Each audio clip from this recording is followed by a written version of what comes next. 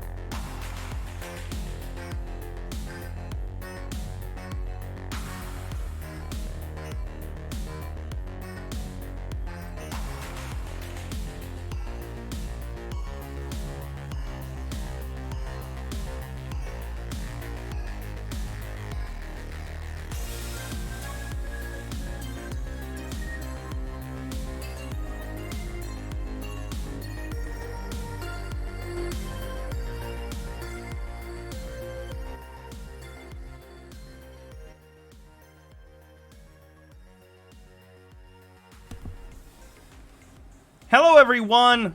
Welcome to Chud Watch. I hope you're having a wonderful Friday.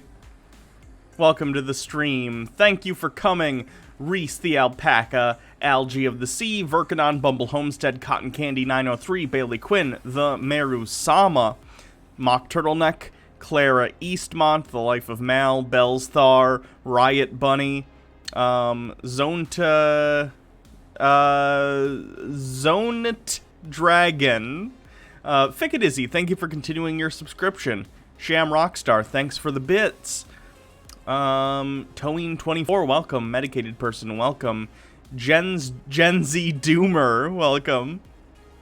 Thank you, everyone, for coming to the stream. Everyone else, I hope you're doing well today. Honeybear Ghostly, thank you for continuing your subscription. Appreciate that. Help support the channel. The long ads suck. I'm sorry. I guess you should subscribe then so you don't have to get ads. Wink, wink.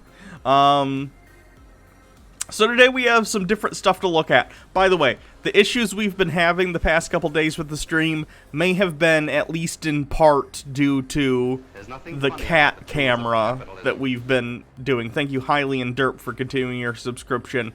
3 months of content. Can't wait for more. So much more. So we got a new cat, as you guys know if you're a regular on the stream, Lupine. And we've had a smartphone watching her as a camera, basically, so we could, like, keep an eye on her from another room. And it may have been causing network issues for us. So there was a cat camera. We've taken it down now because it was making it impossible to stream, and seeing as this is my job, it unfortunately takes precedence over cat camera. I could show you pictures of the kitty, but the camera's no longer around. Hold on, let me get some pictures up. Cat pictures. Pictures of the cat. Just gotta... Here we go. There's the kitty. In her little cat house. Sleeping.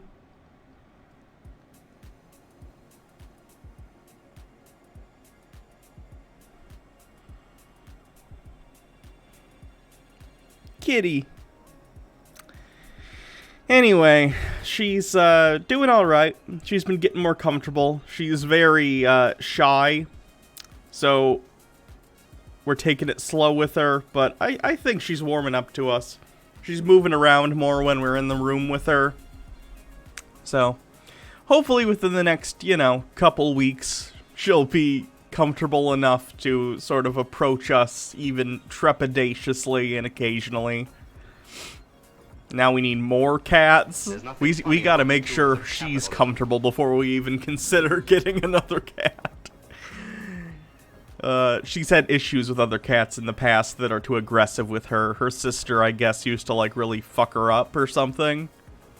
So, her relationship with other cats is highly dependent upon how aggressive that cat is being with her. Although I guess that's probably true for all cats.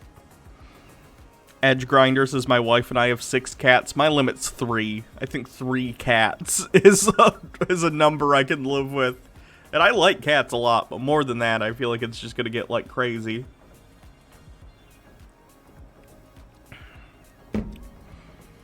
So, today we're looking at... Let me switch to this other cam. Boo, boo, boo. Famous transition. We have this video on Ben Shapiro's channel about whether or not he believes in aliens. I haven't watched it yet. I'm assuming the answer is no, because Ben is Jewish, and I'm assuming he thinks that God only created human beings. So I'm guessing he thinks aliens aren't real, which is funny. Dude Spanking Dude says, don't forget the one Chud who said having more than 3 cats means you're crazy. I don't remember that. The Marusama says, I fell into a weird Chud while looking up info on a certain Star Trek short trek. I'm so confused. Do you like short treks? Yeah, I really like short treks. I have a CBS All Access account specifically for the Star Trek stuff.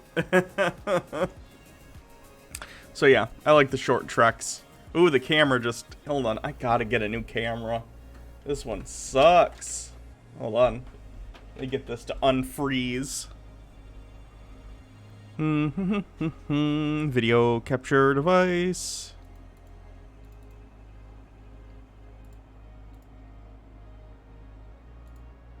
Huh, still frozen. Give me a sec. Let me screw around with this cord a bit. The spirit science guy believes that the Hebrews were originally aliens. Yeah, he does. He's, crazy. To use his own logic, you should always call him Benjamin. I get the joke, but no. I'm gonna call people by their preferred names because it's the right thing to do, regardless of whether or not they're hypocrites. Let me see if... No, still not working. Come on, camera. Start working. I'd rather not do this stream without a face cam.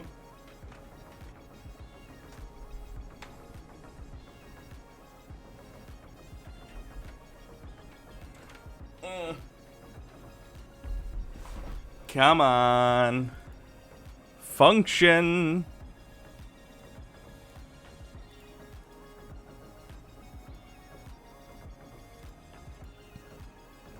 There we go. Ayo. Focus. Focus. Okay.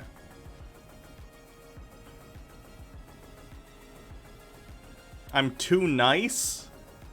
Nah. I'm really not. I'm just consistent. The Marusama says, the short trek in question was The Trouble with Eddie, my favorite one. People were going nuts over the woman in it. Oh, yeah. I did like that one. It was the one where it explains the origin of how the Tribbles got to be the way they are. And yeah, people were freaking out because, like, this isn't how people in Starfleet act. Like, okay, maybe not during the TNG era, and even then, we were seeing people on the flagship of the Federation, the best of the best of the best. So it's not really a slice of, you know, your average person in the Federation, necessarily. But not only that, in The Trouble with Edward, we're talking 10 years prior to even the original series.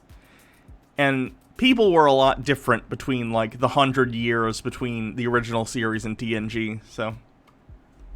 Does Jake ever join these streams and chat? He never has, so I don't know.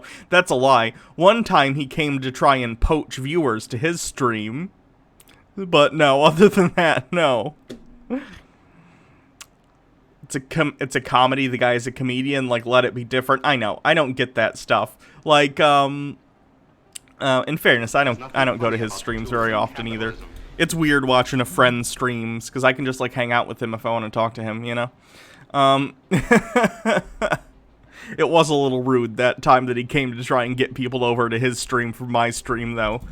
But, that's Jake. He does that kind of thing. There's nothing funny Ask Compu says, I think Voyager shows a bit more of your average Starfleet. Voyager wasn't a flagship, it was just a normal science ship that got in an unfortunate situation. Yeah, basically.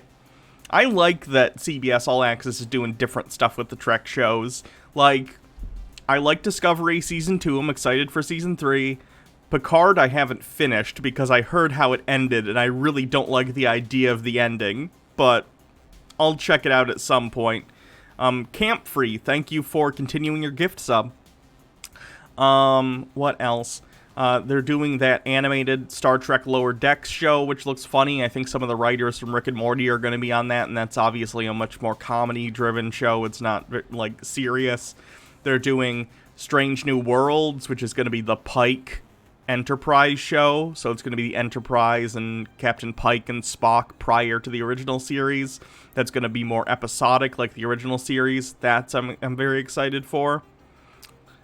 Dude Spanking Dude says, I'm not going to my cousin's birthday party. I don't want to be somewhere where all the people will misgender me. My dad said I was being unreasonable and not open-minded, and it's easy for your online friends to say it's different if your dad wanted to be called Helen or your son wanting a female name. Oh, fuck your parents. I'm sorry they're like that.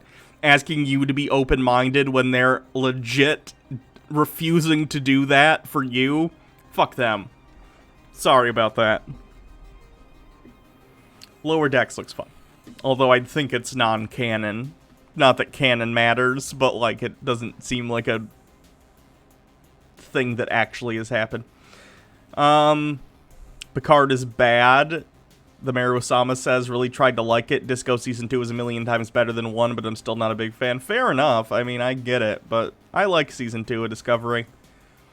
I'm excited to see what happens in 3, considering what happened at the end of Season 2. MH Darkbeast says, I know people were kind of whiny about the origins of the Tribbles as it doesn't fit the canon, because the crew didn't seem to know about the Tribbles, but how do we know that Starfleet didn't blackfile that stuff? Yeah. And also, there are tons of stuff that happens in Starfleet all the time. Like, everyone in Starfleet isn't going to know about Tribbles necessarily. Nor does it matter, I think. I don't think canon matters that much. Does Shapiro talk about trans stuff anymore? I don't know. He might. He probably does, especially if asked, but I haven't heard, like, a ton in terms of new stuff from him about it. Do I want an internet narcissist recommendation? I found a guy who's like, if Chris Chan was a mall goth wizard, sure. Christine Chandler. Not Chris. She goes by Christine. I know Christine is unique, but regardless, just because she's a strange individual with clear mental illness problems does not mean you should misgender her for that. But yeah, give me a link to the Goth Wizard, I guess, if you have it. I guess we should probably see what Ben Shapiro has to say about aliens. I think I've stalled long enough. Ethan in Southern California, you're on the Ben Shapiro Show. Go for it, Ethan. Hey, how's it going? So I have a few friends that I've grown up with, and they're on the left. And my question is, when having conversations and I use statistics that I hear from your show, they just say, that's not true. You know, where'd you find that? Where'd you hear that? Because often people like Ben Shapiro will bring up bad statistics, and then when asked to provide sources, you should be able to do so. Like, if I give a statistic, whatever it might be, I can go and search out that statistic and find it for you, so as not to sound like I'm making it up, right? That's the point of statistics. They need to be sourced. Don't just repeat what you hear from Ben Shapiro, or anyone for that matter, without looking it up first and knowing where it's coming from. If they're willing to have a conversation with me, where's the best place to get statistics on the spot, and where do you get your statistics? So I generally get my statistics, frankly, from like mainstream media publications, from peer-reviewed studies, from the government itself.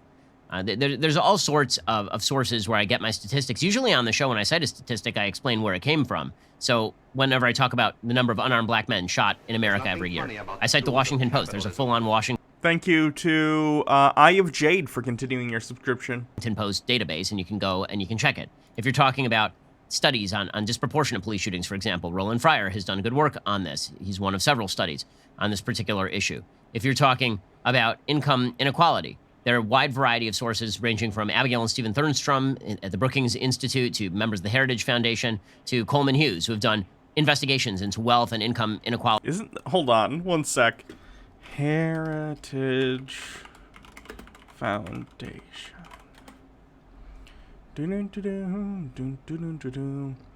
Yeah, they're a right-wing think tank.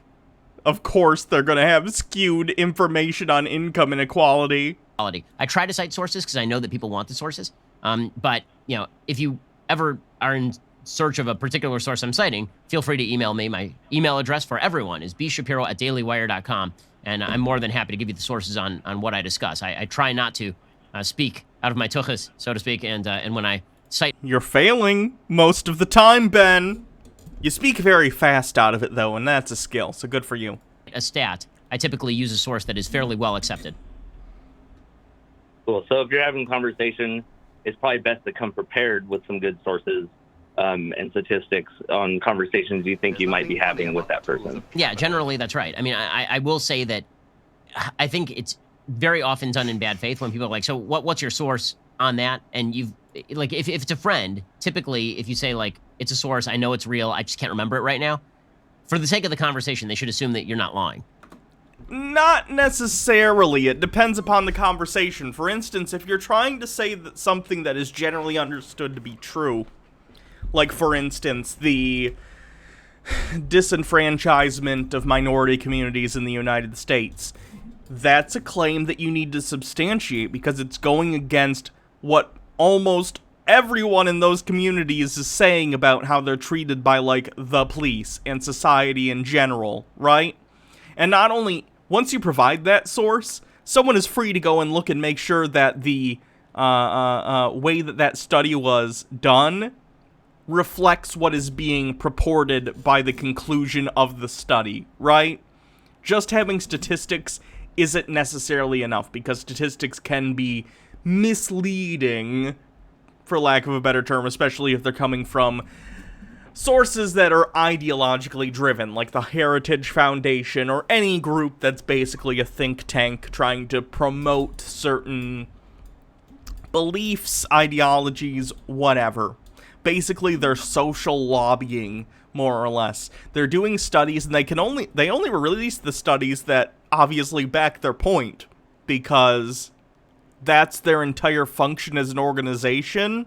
So they do studies, they pay companies to go and do these studies, whatever they might be.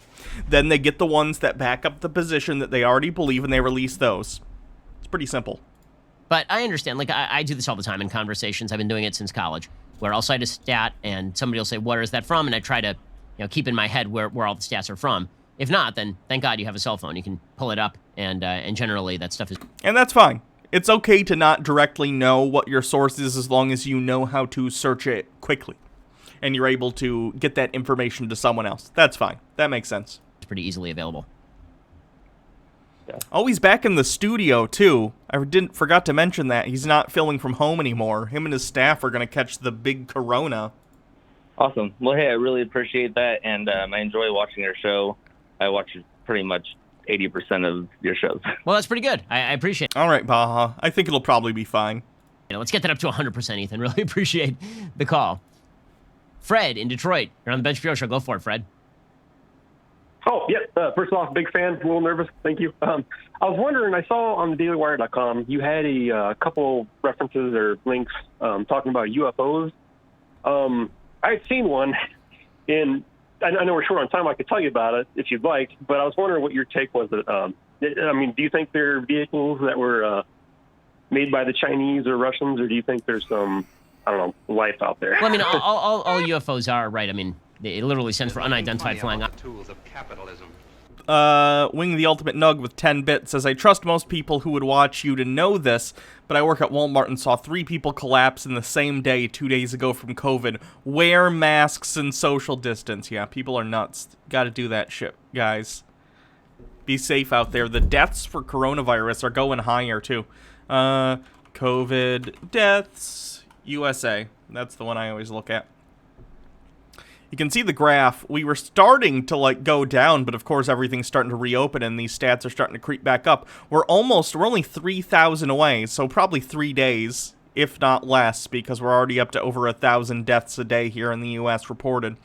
We're almost at 150,000 dead people, and only 4 million confirmed cases. This has barely touched most of the population, and we're already at 150,000 dead people. So be careful, be safe out there, don't go out unless you have to. Even if, like, the government's like, everything's open, it's fine. Sacrifice yourself to the economy, plebs. No, stay inside unless you have to go outside. Order groceries online if you can, get them delivered to your house. Just do your best. Object. So I have no idea. I mean, it could theoretically be some sort of machinery that we are not tracking. It could be drones. It could be, you know, private aircraft. It could be a bunch of different things. I don't think anyone owns a private aircraft that functions like a UFO. There's nothing funny about the tools. I'm talking about UFOs in the sense that typically when we talk about unidentified flying objects, there's like stuff that's saying like, oh, let's see how many dead in the world. Over 500,000 dead people worldwide. Yikes. Here's my opinion on UFOs. They're exactly that. And I think Ben agrees here, so I'm actually going to agree with Ben Shapiro on this. They're unidentified flying objects. They're unidentified. If they're anything, they are probably experimental aircraft. That's what they were in the 50s when people were seeing them. They turned out to be like stealth bombers and stuff being tested. Sometimes it's just a misreading of the situation. Like a while back, there was footage that the government released, and people were like, oh my god, it's footage of a UFO, and then Thunderfoot did a video on it, basically proving that it was a bird that they were tracking. Very interesting stuff, you know? But although I think life exists out there in the universe, I don't think it has ever been here or knows of our existence any more than we know of theirs. If it exists, it's so far away, or existing at a different time completely. For all we know, there could have been, you know, alien civilizations that were neighbors to us at one point, like during the dinosaur days, but of course they all died out before we came around. It's just the universe is too big. I don't think we'll ever get in contact with aliens. I think they exist, but I don't think we'll ever see them or talk to them. Dude Spanking Dude says, I believe in aliens, and if they do exist and are really that intelligent to know about us, I don't think they would want to visit us. I mean, what alien would want to visit us? Yeah. I don't know. I would not want to try and ascribe motive to some being that's theoretical and we know nothing about. Per Square 82 says in the 70s, airline pilots reported dark triangular craft that didn't appear on radar. Then in the 80s, the stealth fighter was made public. Yeah. So if there are any UFOs that get seen today, it's probably that. I don't think any alien spacecraft has ever come to Earth. Really don't have a clue. As far as the idea that it's aliens, you know, I am very skeptical of the idea that alien life forms have reached Earth. It feels to me like if they had, and they had the technology to reach Earth from presumably light years away, then they would also have made themselves quite known because of their superior technological abilities. It would take quite a while to get from any place that is inhabited to Earth. So I find it really hard to believe that aliens are sort of flying around but doing nothing, like just apparently doing nothing all day long in the across the world. So I'm happy to hear your UFO story, though, as long as it doesn't involve any sort of anal probe. So go for it, Fred. What happened to you? Yeah. Thankfully, no. Honestly, the history of humanity and contact with different beings has been one of whatever species, or not whatever species, whatever culture happens to have greater technology overtaking the one with less technology. You can see this when, of course, Europeans reached the New World and the decimation that took place thereafter. When Europeans reached Africa, same thing, colonialism. Basically, if alien beings visited Earth and were technologically superior to us, there's a good chance we'd become an alien colony. It would be bad. And I know a lot of people are like, oh, if they have such advanced technology, they must be beyond such things. Why? Why? We've invented nuclear weapons and nuclear reactors, and we're still shitbags. So, like, there's no proof that being more technologically advanced means that you've moved past the ability to want to subjugate others. But, yeah, it was 1998, southeast Michigan. There's a city called Groseal. And there's the Detroit River that runs right by on the east side. And the river runs between Groseal and Canada. So anyway, 1998, I had a girlfriend. She paged me. And we're going to meet on this little rocky beach at 10 o'clock at night, like play slap and tickle or whatever, you know. So, like, I show up at 9:30. I'm there early. I get out. I sit on the hood of my car. I'm looking at the stars. And one star, I thought it was a star. It was just freakishly bright. And I don't know how many miles I can see from left to right, peripheral vision. But this thing, I mean, I can't even describe how fast it was. From the left or the entire sky, it was just an instant. The only reason why I could... Was it a low-orbit satellite? You might have been seeing a fast, low-orbit satellite. See it because it's a bright orb. And it left like just some kind of trail. Anyway, oh god, the quartering is whining about Thor and Freddy Krueger. King Chud is stepping up the oh man, I'll check it out later. It was a perfect 90-degree turn without hooking or slowing down. It was just, it's so hard to describe, but it was coming to frequent instant stops. I mean, it moving at full speed, instant stops. It danced around like that for a few more seconds until finally it stopped in front of me. And it's still probably several hundred yards out, and I can kind of make, in this ball of light, I can kind of make out like your typical kind of metallic dome-shaped, structure underneath, and it started to slowly ascend. And as it's getting higher and higher, it's getting faster and faster, and finally... I don't believe for a second this guy saw this shit. I think he's making this up for attention. I'm not kidding. Like, this shit either didn't happen, or it was some experimental aircraft. But I very much doubt it's the latter. Finally, it just... in a series of strange flashes of light. I'm glad both Ben and I are in awe of how ridiculous this story is. For once, I feel connected to Ben. Right here. It just vanished. And it was almost like a movie. I could see like a strange kind of distortion around it and didn't make a sound. And ever since then, it just valued. Grindle the Heck Doggo with 95 bits. Here's some money before I go to work. Wear your goddamn masks properly. A chin strap doesn't do shit. True. Hope work goes well for you. I've been a major Christian my whole life, so I've been trying to, make sense with it biblically. And I'm pretty sure it wasn't Jesus, but I really have no clue. I have no idea, Fred. Yeah, I wish I had an answer for you on that one, but I have enjoyed this episode of George Noory Late Night Radio. Thanks for the story, Fred, and hang in there. Maybe the aliens will come and take us with them. I mean, frankly, it seems like that may be the solution for the country at this point. Is just to get the hell off the planet. Please, that would be great. If aliens came and wanted to take all the conservatives with them, that'd be great. I think the planet would do a lot better afterward. At minimum, we'd probably get COVID under control, considering people would actually wear their fucking masks. Michael in Indiana, you're on the Ben Shapiro Show. Go for it, Michael. Nothing funny about the tools. Dude Spanking Dude says, though I bet you're not surprised. I believe in aliens given the witchcraft and stuff. I believe in not surprised. Hey, love listening to your show. I believe that over the next few months, there could be a major shift in what I know as America today. Country that I'd love to grow up in. I'm currently raising a family, and I've really started to kick off my career. Now me and a lot of my family, and I believe many others, feel like they're being forced to stay silent during this increasing movement that we're seeing in some of the larger cities across the U.S. Yes, please shut your mouth with your stupid opinions. That would be excellent. In fear of losing our jobs or careers. Oh no, there are consequences for my actions if I try and shit on an entire social movement trying to get justice for people who are being unfairly targeted by the police. If I open my stupid mouth about it, people might tell me I'm wrong. Yeah, deal with it. This pops up on social media quite frequently, examples of this. So I was curious. I guarantee this guy is the kind of person who's mad about the recent Supreme Court decision that made it so you can't fire trans people or gay people for being trans or gay. I bet he's like, but what about their religious freedom? But here he's like, I might get fired for being racist. Wah. Very logical.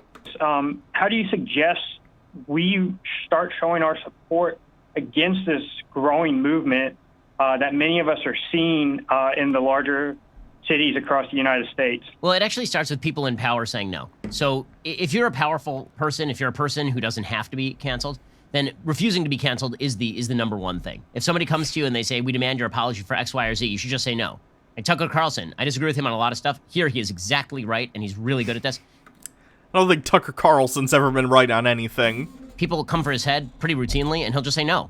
You know, not happening. It's very important that people at the top of sort of the heap be able to say no, because what cancel culture really is about is intimidating everybody else. There's no such thing as cancel culture. All it is consequences for your actions. If you say some stupid racist shit, if you say some stupid transphobic shit, if you say some stupid homophobic shit, whatever it happens to be, guess what? People aren't going to want to partake in your product, whether it's a physical product like you're someone who's selling beans, whether you're like Goya and you're trying to sell products and you back the shitbag president that we have, or if you're someone like, I don't know, Ben Shapiro and you say something awful, or J.K. Rowling, let's say, who says something awful and people don't want to necessarily partake in the product that is her celebrity, that is her writings, whatever. At the end of the day, in capitalism, you are a product as a human being. That's unfortunate, but it's true. And when people no longer want to participate in the product that you are putting out because you have tainted yourself with awful antisocial views, that's just the consequence of the actions. This is nothing new. This is nothing new. Do you think in the 1990s, if someone was caught on video blatantly being like, oh, I hate this, and then they use a bunch of racial slurs or whatever, let's say someone caught this on camera, you think they wouldn't be fired for that? This has always been a thing. Learn to deal with the consequences of your actions, and if you don't think that the consequences are worth spouting your bullshit, then shut up about it. If you want to be a hateful little shitbag in your brain, I can't stop you. You're gonna do what you're gonna do, it's fine.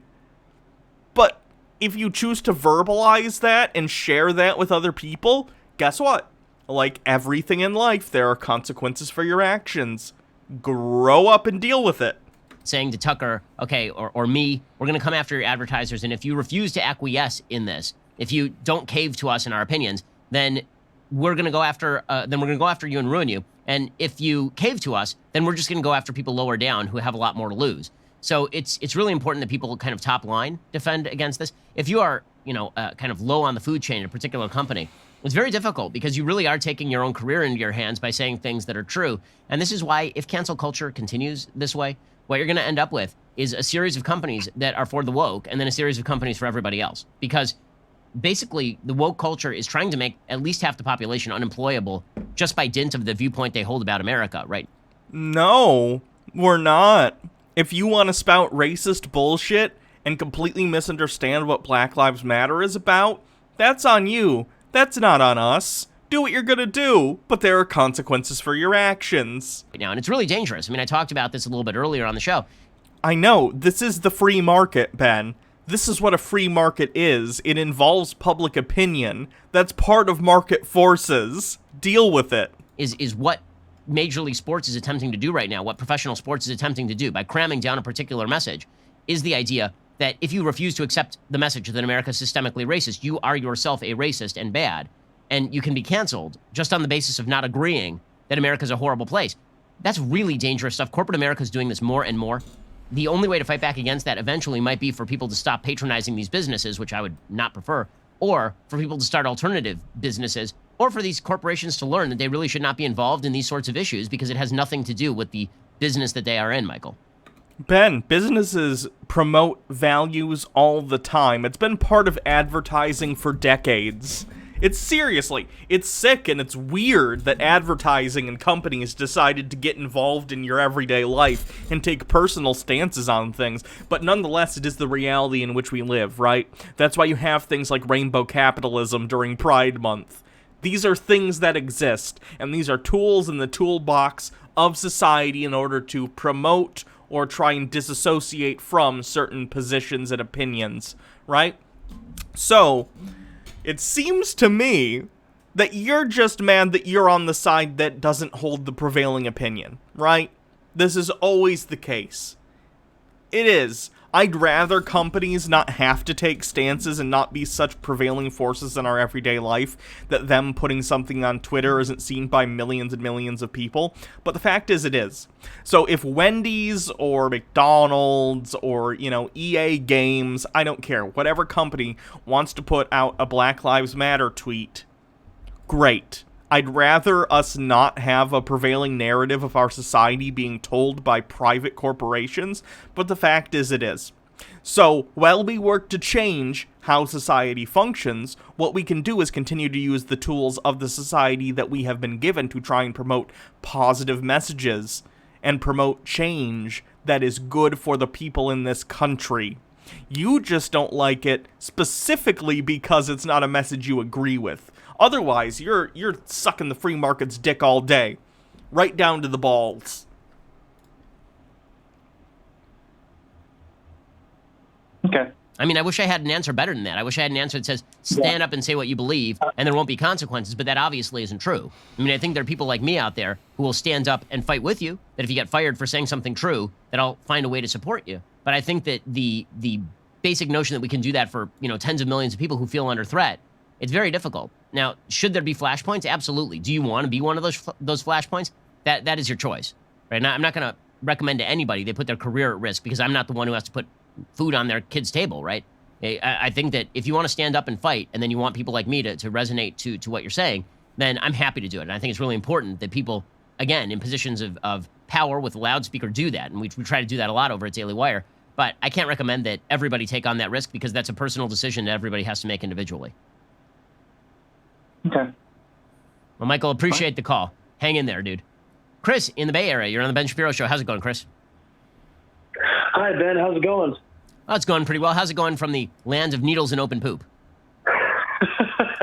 Well, I'm glad I haven't stepped in it yet. That's very, very heartening for me. I actually have a reading question for you. I know you read a lot of books, some of them at the same time. I'm trying to do that myself, and I'm wondering if you have any tips on how to get started in doing that. So the best way that I've found to read is I have to kind of switch off because if my attention span starts to wane, then I tend to read more slowly, and I will lose energy in one book, and then I'll switch to the other book. Very often happens. So I usually have one fun book and one serious book that I'm reading at the same time. So I'll read some fiction, and at the same time I'm reading fiction, I'm reading a biography of Stalin or something. And that's a nice way of sort of giving my brain a break while still bringing in a lot of information. It doesn't have to be, fiction. It can also be a sports book, or it can be something that you find a little bit lighter or more fun. That's actually not bad advice. I only read one book at a time when I read because I need to, otherwise my attention gets all over the place. But, that's not a bad advice if you're looking to read more. That's how I take in information. As far as how to read faster, typically speaking, there are certain structures to not... Yeah, also, I didn't comment on it, but the comment at the beginning about California being a shithole, California is, one of the top economies on the planet. On its own, separate from the other United States? What? Nonfiction books in particular that you get to know. Introductions are important. Conclusions are important. First 3 paragraphs of a chapter are important. Last 3 chapters of a paragraph are important. Very often, you'll find, I won't say this about my own books because I think my books are kind of philosophy and content heavy, but there are a lot of books where they just sort of repeat the same point over and over and over, and then they just footnote it a lot. And unless you intend on memorizing some of those data points, which very often is useful, what you really want to know is where in the book that information is. You don't want to necessarily read through all that information right now. So the way I tend to treat some nonfiction books is as sort of reference manuals. So I know where in the book, for example, this person is going to talk about criminal statistics, and I footnote it. You know, the way I like to read nonfiction books is I don't like writing in books because, I don't know, I have this bizarre, almost religious objection to defacing books, even though it really isn't. Taking notes in books isn't defacing them, but all right. Like, hey, do what you want to do with your own property, Ben. I don't care. Doing it, I own it. And so what I found is really good is you buy those colored tabs, the sticky tabs, and I use that to highlight sections of the book because those are always removable later if anybody else wants to read the book and it doesn't obstruct their ability to read the book. So my books are covered in tabs. My copy of de Tocqueville's Democracy in America, I went through like 3 packages of tabs. But I think that's a good way to kind of footnote it and come back to it. My Jordan Peterson 12 Rules for Life, which it's probably on a shelf somewhere, is like that too. It's all tabbed out, but yeah, I don't know. Interesting that Ben feels that cancel culture is such an issue when he's all in favor of free market, and basically what he calls cancel culture is just the free market acting on the opinions of people. Very strange. The quartering. What's the quartering bitching about today?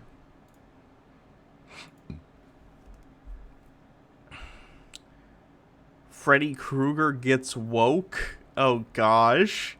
I do love me the Nightmare on Elm Street movies. So let's watch the Freddy Krueger one, and then if we're still feeling it, we'll watch this one about Marvel. When I go to the movies, it's almost always to see a horror film. These are movies that both... By the way, if you haven't already, I'm going to put this in the chat real quick. Check out my YouTube archive. It's where I put all my past streams, and I have a bunch of playlists by discussion topic, and I have highlights, so if you don't want to take the time to watch a whole stream, I cut it all up into little shorter bits. So, check that out if you get the chance. The quartering sounds good. Oh, that's me. Shut up, me. It's my turn to talk. Both my wife and I truly love. They are one of the pure, untouched genres of all time in cinema. I prefer ones that are more... What does that mean? Pure, untouched genres of cinema. That's a lot of words that mean nothing when put together in that specific order. How do you say? Suspense-laden and more of a thriller. Even, I just recently watched, 13 Cameras and then 14 Cameras. Those were very good, I thought. Low budget, but excellent thrillers / horror films. There's a lot of movies. It Follows, I thought was really good. Hollywood has put out a lot of good new franchise thrillers or horror films, but they've also put out an absolute pile of garbage ones, including trying to reprise old films and get us to go back. Now, it was a win with It. I thought It was quite good, definitely. In fairness, the original Stephen King It miniseries sucks, so there was nowhere to go but up there. I mean, like, I know people have nostalgia for that, and Tim Curry's like a really fun Pennywise, but the It miniseries sucks, like a lot. Have you watched it lately? Sesshomaru with 50 bits. By pure and untouched, he means that they don't have the whamens and gays in them. Ah, of course. What a douche. 8 out of 10 in terms of horror film. The Life of Mal says I like the miniseries. That's fine. You're allowed to have a different opinion than me. I just think it sucks. It's real bad. The parts with the kids are good, but the adults suck, and I hate them. And the whole spider thing. I know he turns into a spider in the book, but like, the remakes, the more recent ones, deal with it in a better way, I think. I really, really liked the new It movies, actually, and I think whoever did those movies, I don't know who the director is or who the screenwriter is, but they need to do the Nightmare on Elm Street reboot, because it involves a lot of, like, you know, he's using people's fear to get to them, and that's basically what Freddy Krueger does anyway, so I think that director should tackle Nightmare on Elm Street. The adult parts of the book suck, too. The kid part are just better overall. Yeah, probably. Doesn't Freddy 2 have, like, super high gay energy? Oh, yeah. Nightmare on Elm Street 2 is, like, the gayest horror movie ever made, if you've seen it. It's crazy. They literally go to, like, a leather daddy bar. Films and, you know. I think I made a joke about this at one point. Hold on. Nightmare on Elm Street 2. Dance Here's the scene from Nightmare on Elm Street 2. It's a pretty gay movie in all the best ways. We're gonna get to the actual.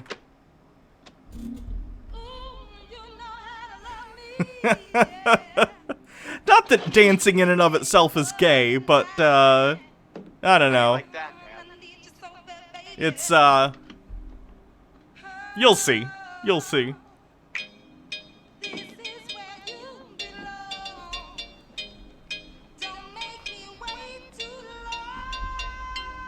It's about it, yeah, it's symbolically about a guy fighting, like, his gay urges, basically, yeah. And the main actor is a gay man, yes.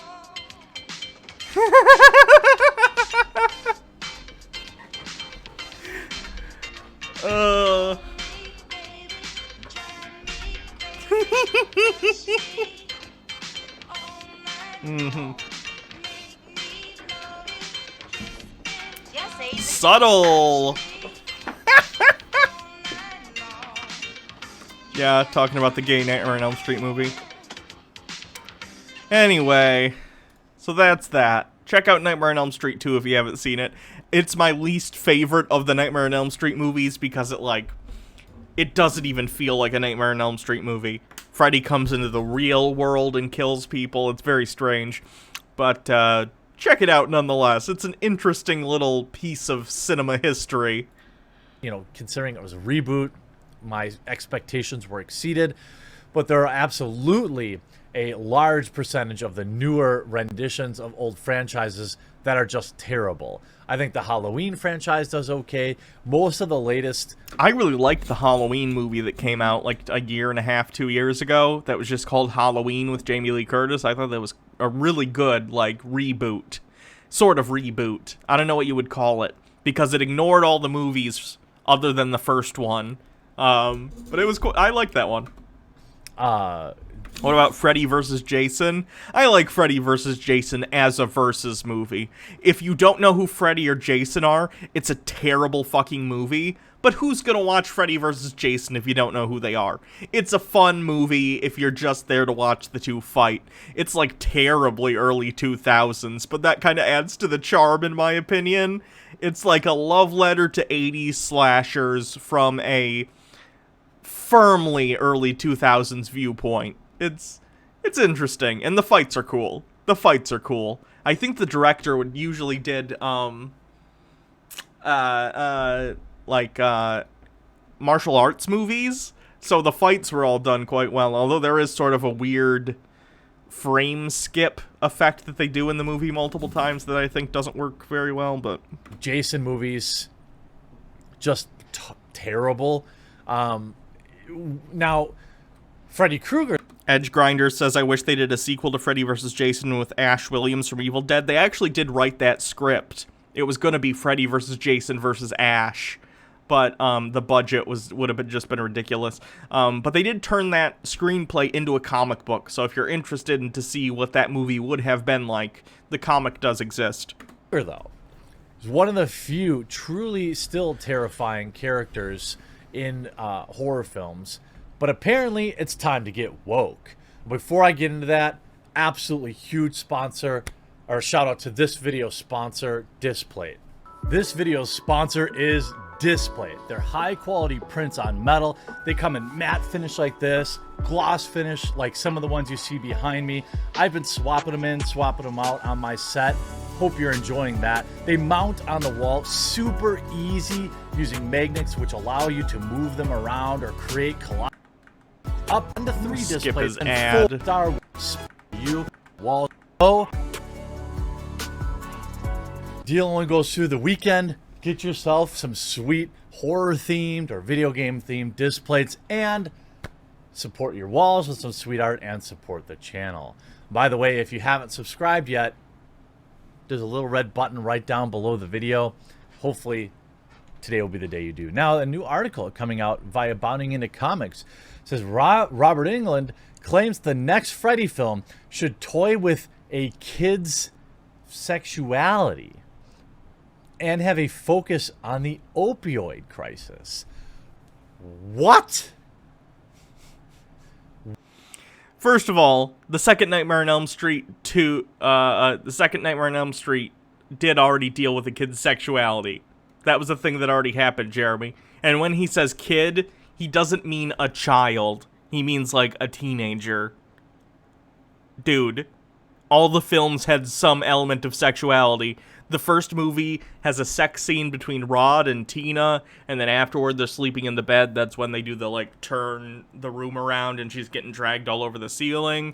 Like, sexuality is a huge part of slasher movies, and it always has been. In terms of focusing on the opioid crisis, I have no idea what Robert Englund is talking about there, and how that would play into the movie.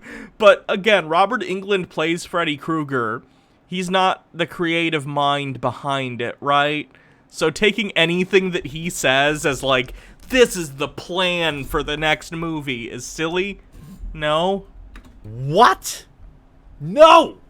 No, no, no, no, no, no, no. No. No. No. The third movie did have a drug-addicted kid, and then Freddy's glove turns into like a needle thing and shoots it into her arm. No. Jeremy, have you seen the Nightmare on Elm Street movies? These things have already been in the Nightmare on Elm Street movies. Freddy Krueger actor Robert Englund recently revealed, it's like these people get a list of talking points every morning, and that's what they talk about. It's Robert Englund. Has he even acted in the past, like, 10 years? Jeremy, what are you talking about? He's not, like, some big celebrity. Robert Englund. Let's see his IMDb. I genuinely don't know what he's done in the past, like, decade. Harvest Moon, Commune, J.J. Villard's Fairy Tales, Spy Kids Mission Critical, The Goldbergs he was in, as Mr. Knifey Hands. Okay. Uncle Grandpa, he was the voice of Scarecrow in Injustice 2. That's a fitting cast. But he's been in nothing big. He's not really been in anything big. It looks like he's done a lot of voice work. So, out of all the people you could claim are in, like, woke politics or whatever, I wouldn't go to Robert Englund. Jeremy, very strange choice. Toween24 says in the later movies there's Hypnosil, a drug that suppresses dreams. Might have something to do with that. Maybe. Hypnosil is mentioned in Nightmare on Elm Street 3 and Freddy vs. Jason. I don't know if it's mentioned in any of the other ones. You know? Freddy Krueger actor Robert Englund recently revealed a number of ideas where the Freddy franchise could go, with one of them being a remake of a Nightmare on Elm Street 2 where Freddy toys with a boy's sexuality. Yeah, Jeremy, that was already a thing that happened in Nightmare on Elm Street 2. The second one in the franchise. Englund, who last played Freddy on the big screen in 2003's Freddy vs. Jason, which was awful, by the way, spoke with 2Fab about the Freddy franchise and revealed some of his ideas for the franchise. In their discussion about Freddy, 2Fab asked what the disconnect between modern audiences and old school 1980s horror film was. Nothing. Jeremy, neither you nor I can talk about, like, what the youths like, because I'm 26. I'm not super old, but I'm certainly not a Gen Z person who, like, is really on the pulse of America's pop culture, right? And Jeremy, you're like 40, so of course you don't see any disconnect between 80s slashers. You were, like, around when they were new. So maybe don't assume that you know what America's youths connect with. I don't even claim to do that, and I'm much younger than you. Nothing. If you like horror films, then you should be watching exclusively horror films made in the 80s. Imagine if this same thing played out, but like 20, 30 years earlier, and someone was like, hold on, let me get, these are the Bones glasses, but I'm gonna use it for something else. actually, all you children watching these disgusting slasher movies, if you don't like the works of Alfred Hitchcock, if you haven't seen Vertigo 37 times, then you are not a true horror fan. Like, Jeremy, times change. Things that were pop cultural staples in the past, the Nightmare on Elm Street movies, the Friday the 13th movies, the Halloween movies. If kids these days don't connect with that, which I think a lot of them still probably do, they're still, you know, famous movies, but, I mean, get a kid to watch Halloween. That movie's boring as fuck to a kid today, I'd imagine.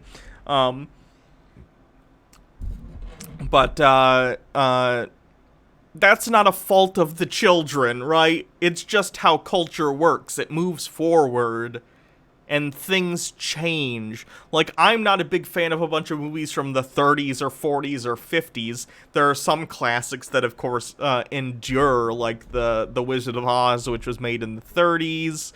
Of course, like Psycho and stuff like that.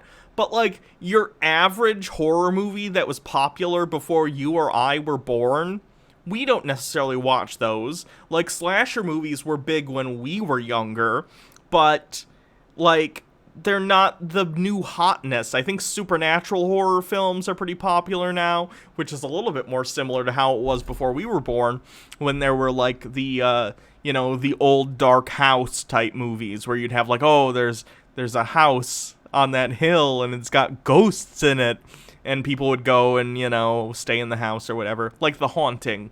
Like the movie The Haunting and stuff like that. So, genres change over time, and that's okay. No one is beholden to that which came before. If you don't like Nightmare on Elm Street for some reason, that's fine. I like it, but you don't have to. People have different tastes. They grow up in different worlds, and that's okay. That was a golden era for horror and suspense. Jeremy, are you saying that specifically because you were raised in a time when those were held up as the pinnacle of, like, modern horror? Because it seems like that's probably the case. Everyone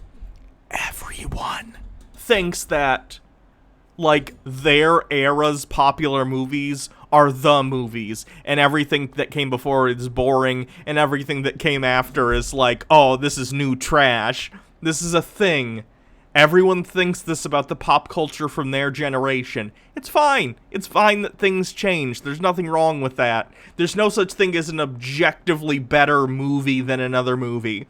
We can talk about the things that we think are better or worse than them, and there could be general opinions shared by huge swaths of the population, but that doesn't mean one is objectively better, and of course, new generations are always going to come around and have their own opinion on things, and that is fine. That's fine. You know what happens when people focus on one era and say that the movies or books or whatever from there are the best and everything new is trash? That's stagnation. That's cultural stagnation, and it's bad. Pinhead, Michael Myers. Am I excited for Scream 5? Are they doing a Scream 5 officially? I really like the Scream movies. The only one I didn't really like was the third one, but 4 was pretty good. Although Wes Craven's dead now, so I guess we'll see how it goes. Session Maru with 50 bits. I'm honestly baffled that the Scooby-Doo live-action movie has become the cult classic of my generation, but here we are. Scooby-Doo 2, Monsters Unleashed, is okay. The first one's not that good, though, in my opinion. Freddy Krueger, Jason Voorhees. These characters were born in that era. Imagine, this would be like if some older man came up to Jeremy and he's like, you like your Freddy Krueger? You gotta go watch The Mummy. You gotta go watch Dracula. Bela Lugosi knew how to scare the kids. Oh, I don't drink wine. Like, Jeremy, just like you and I don't find Dracula scary, or The Mummy scary, or The Wolfman scary, it's entirely possible kids these days don't find Freddy Krueger scary, or Jason scary, or Michael Myers scary. It's fine. It's fine. That's the way of things. That's progress. People don't find things as scary as they once did. And there's still nothing scarier. Like, legitimately, there's nothing scarier than that stuff. There's nothing scarier than that. Look, I like the Nightmare on Elm Street movies, but they're not fucking scary. Maybe this is even the age difference between Jeremy and I. I love the Nightmare on Elm Street movies. I love the Friday the 13th movies, but they're not scary. Not really, right? They're like fun slasher movies. I don't watch a slasher movie to be scared. I watch it for the fun creative kills, or like because of the personality of the killer in the case of Freddy Krueger. Like I admit that the first Nightmare on Elm Street movie is probably the best one. I mean, Wes Craven made it. It's like a great piece of horror history, and it's well-paced, well-made horror. But I still don't find it that scary, right? I like the later ones where it gets schlocky and silly, and Freddy's using the word bitch in every sentence. Because it's fun. They're fun little, like, you know, fantasy horror movies. I like that. To do with culture, he answered. Well, I think they're so part of the culture now that they have to they've been diluted a little bit, he elaborated. That's reasonable. And also, I think that remakes were rushed. Also agree. I know the remake of A Nightmare on Elm Street was premature. He continued. We should have done another Freddy vs. Jason film. No. Yes, that would have been excellent. I wish you had. Please, yes. Jeremy, what are you talking about? Freddy vs. Jason. Fucking fantastic. How dare you? No. And then waited. Fuck it. They should have done Freddy vs. Jason vs. Michael and done that. That would have been good. They should have waited 5 or 10 years, and I think the same thing with Child's Play. Also agree. Child's Play was a disaster. It was okay. I'm fine with Child's Play, the remake, specifically because it's not like they were doing the Charles Lee Ray thing again, and it was just like another that. It wasn't a good movie, but like it's a different movie, right? It's basically like a little robot comes to life and tries to kill people. It's at least different. I'll give them points for not trying to do the exact same thing, even if it does have the Child's Play coat of paint on it, you know? Remake. I think they're so a part of culture that they're being rerun so much and they're available on DVD. The horror master will go on to point out that he felt was part of the secret sauce of Nightmare's success was when it was first introduced, that they also have to recognize what the secret of Nightmare on Elm Street is the loss of innocence, and the kids need to be like Midwestern kids. They can't be hip, chic, junkie kids. He elaborated. They have to be middle American kids that think they're a little hip, that they are co-opted by evil, and they lose their innocence on all levels.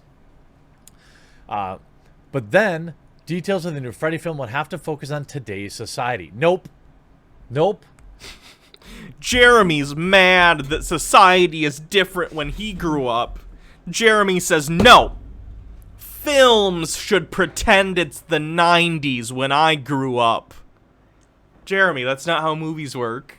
That's not how anything works. Time moves on, friendo. Embrace it. Embrace our oldness. It's only gonna get older, right? I'm as young today as I will ever be. Deal with it. I don't want to see Freddy Krueger invading TikTok. Nobody wants to see that. This is such a disconnected... You want to talk about disconnect, okay? This is the ultimate disconnect. Jeremy, you're a 40-year-old man with toys in his background. And again, I like me some toys. But Jeremy, you can't be a 40-year-old man on YouTube and pretend that you know what the youth of America wants. This is effectively like your armchair coaching in the same way that CEOs do. Like, what are the kids into these days? They like them the TikToks and the Fortnite dances. Like, Jeremy, I don't know what Gen Z finds entertaining in the horror films, and it's not my business to try and dictate that to them, right? Like, who cares? Jeez. You want to talk about Hollywood not understanding what people want from horror. Just look at the innumerable flops that came out in the last 10 years. The innumerable remakes that were just awful. Okay, let's see what the top horror films in the last decade have been. This isn't necessarily going to be entirely, representative of, like, Gen Z, but we'll take a look. Top horror films last decade. Let's see, we have... That's the best horror films. I'm looking for, like, highest grossing. Highest... It's going to be a lot of Paranormal Activities. Horror...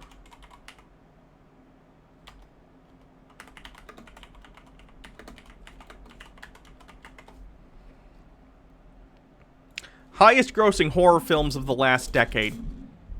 It Chapter 2. So we have a supernatural horror film that involves a coming-of-age story, and also, like, deeper themes of, like, childhood, loss of innocence, stuff that Robert Englund is talking about. And it, in fact, also includes a supernatural entity that preys on people's fears, much like Freddy Krueger. Get Out, which of course was fantastic, and Jordan Peele's directorial debut, involved heavy use of modern social issues, which of course Jeremy is against. We have Halloween, a remake of an 80s slasher film, but with things like cell phones and modern kids doing modern things. So the top 3 highest grossing horror films of the 2010s all involve things that Jeremy is directly saying kids these days don't want. Jeremy, have you considered that you're out of touch with the youth of America, being a man in his 40s? Again, I'm only 26. I don't even think I have my finger on the pulse of the youth of America. So why do you think you, as a 40-year-old man, knows what the fuck kids want? It's very strange. I think Jeremy doesn't realize how old he is. Weirdly. Halloween is a sequel, not a remake. It's not a remake, but I'd say it's a reboot. It's bringing the franchise back, you know? The highest grossing... Oh, wow. Ghostbusters 2016 is on the list. That's surprising. Shutter Island, that was 2010, though. And The Nun, which is the, spin-off of the Conjuring movies. Supernatural films, especially dealing with, like, ghosts and stuff, have been really popular the past 10 years. The Conjuring series. The Conjuring movies are really good, by the way. I'm not a fan of Annabelle, and I haven't seen The Nun or The Curse of La Llorona, but the Conjuring movies themselves are quite good, if you haven't seen them. Anyway... I wouldn't mind if we had to switch back to sort of slasher movies, though I don't expect them to be the same as 80s slasher movies, because it hasn't been the 80s for 40 years, Jeremy! This face says everything, I think, Jeremy. He's just an old man who's mad the world continues to change around him, trying to surround himself with toys of the past in order to sate his need for nostalgia. Like, dude, things change. Pop culture almost always centers itself on youth, because youth control the narrative, more or less, in terms of pop culture. They have a lot of disposable income. They're the ones that go and see movies with their friend every weekend or whatever, you know? Just saying. Hollywood doesn't know how to make... United States Hollywood, I should say, doesn't know how... That's the only Hollywood there is, Jeremy? The one in the United States? When it's not in the United States, we don't call it Hollywood. Like in India, we call it Bollywood. Or we just call it, like, you know, China's motion picture industry. Hollywood is a... You know, I know what you mean, but... How to make good horror films anymore. All they can do is go back to the well. And don't give me that Jordan Peele's films were good. They were grossly overrated. I disagree. Again, Jeremy, you're free to not like them. That's fine. But you can't pretend that your opinion is the prevailing opinion. It's not. Get Out's one of the highest grossing horror movies of all time. And fewer people liked the movie Us, but I liked Us better than Get Out, right? So, like, you're free to have your own opinion, but to act like your out-of-touch 40-year-old view of what a horror movie should be is the prevailing opinion is so out of touch. I don't really know what to say. NB Gamer, thank you for continuing your subscription. And NB Gamer says, trans rights. Fuck yeah, trans rights. Get Out, okay, above average film. His sophomore film, terrible. Terrible. See, that's surprising to me. And I've heard this from other people too, that they didn't like Us as much as Get Out. I liked Us so much better. And I liked Get Out. I just really loved Us. I don't know why. I'm curious why. And I'm sure he's going to completely botch Candyman as well. Why? Why are you sure of that? I think Candyman looks good. What? He explained, because our society is now more damaged because of the opioid crisis. Because of the incredible diverse... Those kids now have to be different than the kids from the original Nightmare, and someone has to write a different batch of kids, and Freddy needs to be different kind of evil. He added, evil needs to toy with what they like in the culture. So I don't disagree. I could, for instance, see, let's say they did a Nightmare on Elm Street movie. This would be really bold. This would be ballsy, but I think it could be done well as long as you get input from actual, like, a trans person and have perhaps an actual, young trans woman actress or trans man if they decide to go that route. But basically have a trans character who, trans issues are a big thing that people talk about. And then have Freddy's, like, dream nightmare scenario that they put them in, as Freddy always does in these movies, basically be dysphoria. Like, have Freddy in the dream make that person, let's say they're a trans woman, have them appear as a man, doing, like, manly things, and, like, they hate that. And I know this is, like, but I think if it's done well, it could really, really illustrate to people, like, how uncomfortable being transgender can be, and, like, the dysphoria involved. Because if Freddy came across a trans individual, he would absolutely play with that, because he's a fucker. That's what he does. He preys on people's insecurities and their fears. And what would be, like, a bigger fear to a trans person than not being viewed as the person that they are, or being taken advantage because of that fact? So I think that could be interesting. Towing24, Jeremy doesn't like it because black people. Yeah, of course. So I don't know. It'd be real easy to get that wrong, but if you could get a Freddy thing with, like, a trans character right, I think it could work pretty well. Like, Freddy Krueger will now come in the form of cancel culture? Jeremy, cancel culture doesn't exist. Is that what it is? Like, hey, kids, looks like you sent out a spicy tweet while you were asleep. Jeremy considers using the N-word being spicy. No, friendo. That's not spicy. That's fucked up. And then just dance off into the closet and watch a little kid freak out because they've been canceled on Twitter. Is that what the new Freddy Krueger needs to be? If they redid Nightmare 2, for instance, the real deal with the subtext, Freddy toying with that boy's sexuality. What? Jeremy, you said you're a fan of the Nightmare on Elm Street movies. You must have seen the second one. It's barely subtext. Nightmare on Elm Street 2 involved, like, it couldn't be any more blatant. They've taken subtext in that movie in terms of the kid's, like, homosexuality and him struggling with it, and it's basically just text, right? Like, Jeremy, have you seen the movie? They go to a leather daddy bar, and then and he gets, like, spanked with, like, gym equipment. Like, it's so strange that you would watch that movie and not understand the basic themes. What? But the fact that we're so much more comfortable with that now, I think that it would be really fun to have Freddy's play with one kid who's gay, and maybe one who's not.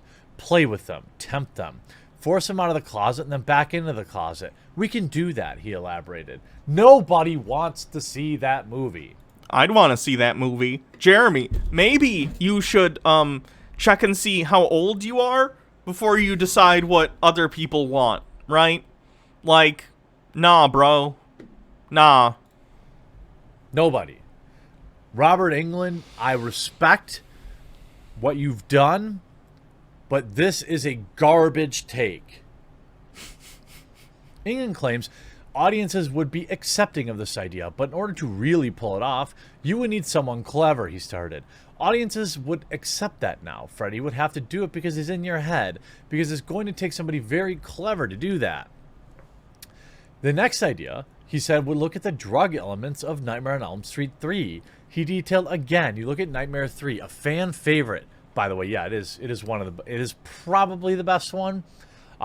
Dream Warriors. You want to take that to the place where they meet some kind of kids who are in rehab. You have to push those things a little further.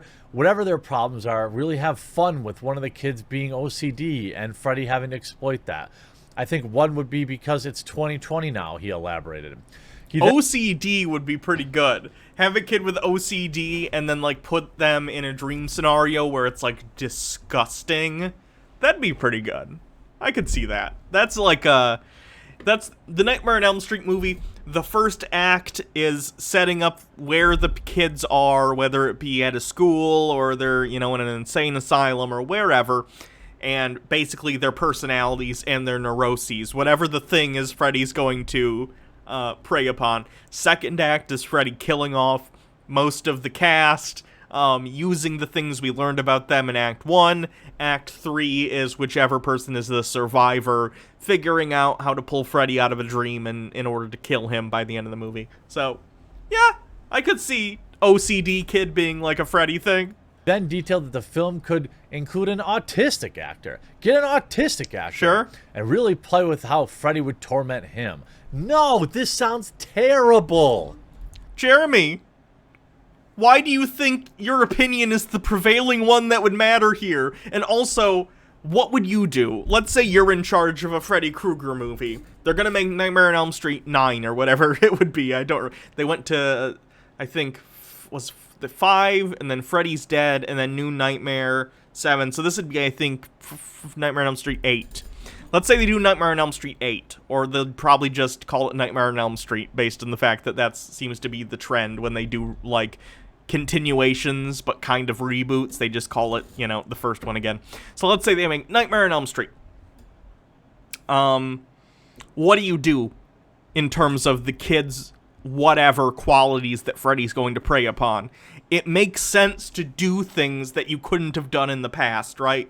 You've already covered most of that stuff.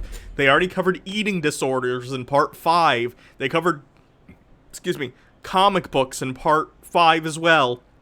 They covered someone falling asleep while driving in part 4, I want to say. No, that was part 5, I think, too. They covered, oh gosh, someone who's like a weightlifter and they're afraid of bugs. So that's 2 things crossed off the list. They've covered, oh gosh, I'm trying to think of all the dream sequences. Someone who's into martial arts. They've covered like a nerdy girl with asthma. They've covered a whole bunch. They did video games, yeah. They did someone who's deaf. They did someone who had been abused by their father sexually. They've covered tons of stuff, right? Like, all the big ones you could think of in terms of Freddy taking advantage of someone's fears, they've done it. It's been done. They've done Stoner Kid and you know, Freddy vs. Jason. All this stuff's been done. So what are you gonna do, Jeremy? Rob, this sounds awful. Awful. Arcana Stamper Blackwell says, all these ideas actually sound pretty good. He's so angry the world has grown since the 70s, 80s. Yeah, that's his entire personality, is being mad that the world isn't the same as it was, like, the year he was born. It's very strange. And by the way, you think people would accept that nowadays? You're wrong. You're wrong. Jeremy, you're literally not accepting it. You're proving him right. You're proving him right! It's clear that in England's view, if the franchise is to move forward with or without him, it has to keep up with what he believes will connect with modern audiences. I wouldn't mind if they did like a Nightmare on Elm Street one last one with him, although he's pretty old, so I don't know how spry he is. But then again, they can do a lot of stuff with special effects. But yeah, if they're gonna reboot Nightmare on Elm Street, it wouldn't be a bad idea to recast. I think, the recast they did with the reboot they tried in 2010 was quite bad.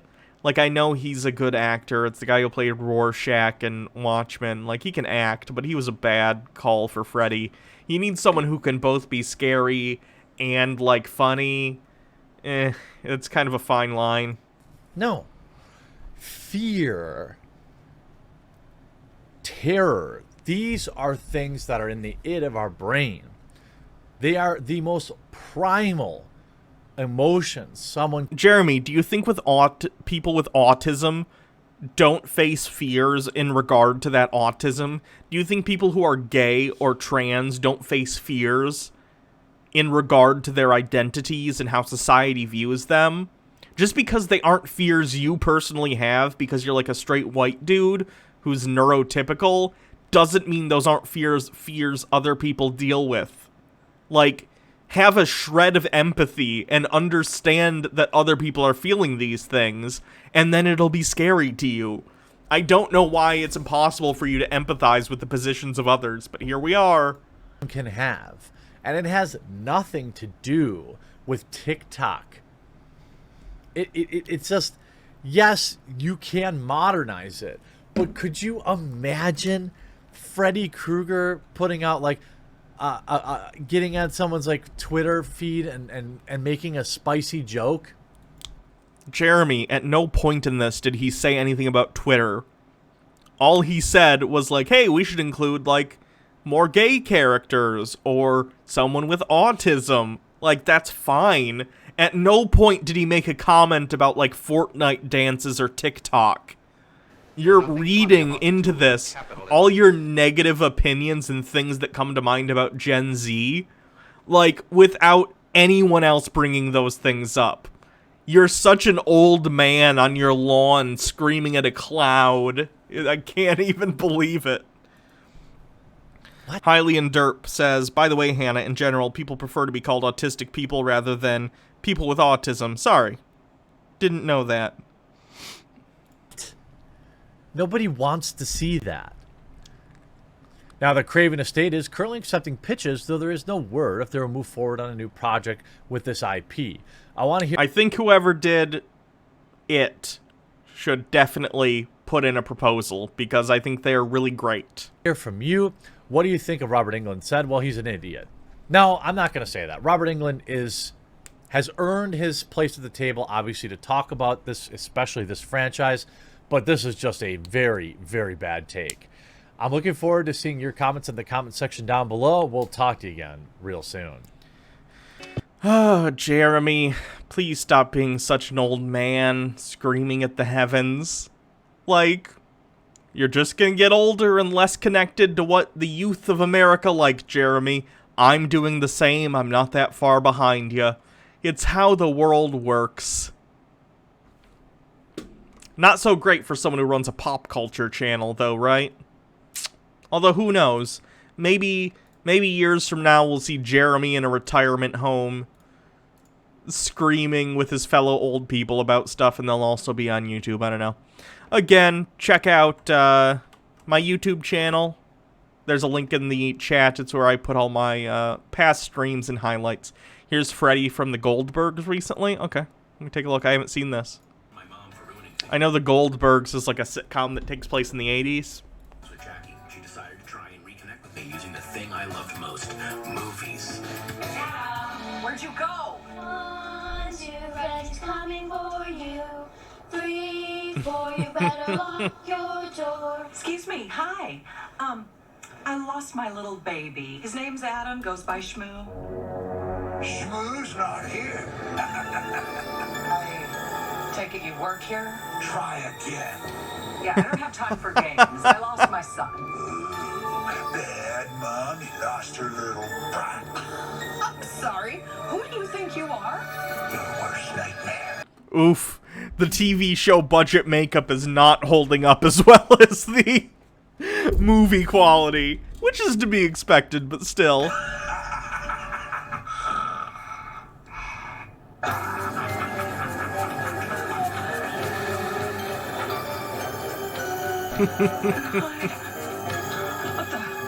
My sweaters! You got good taste, lady.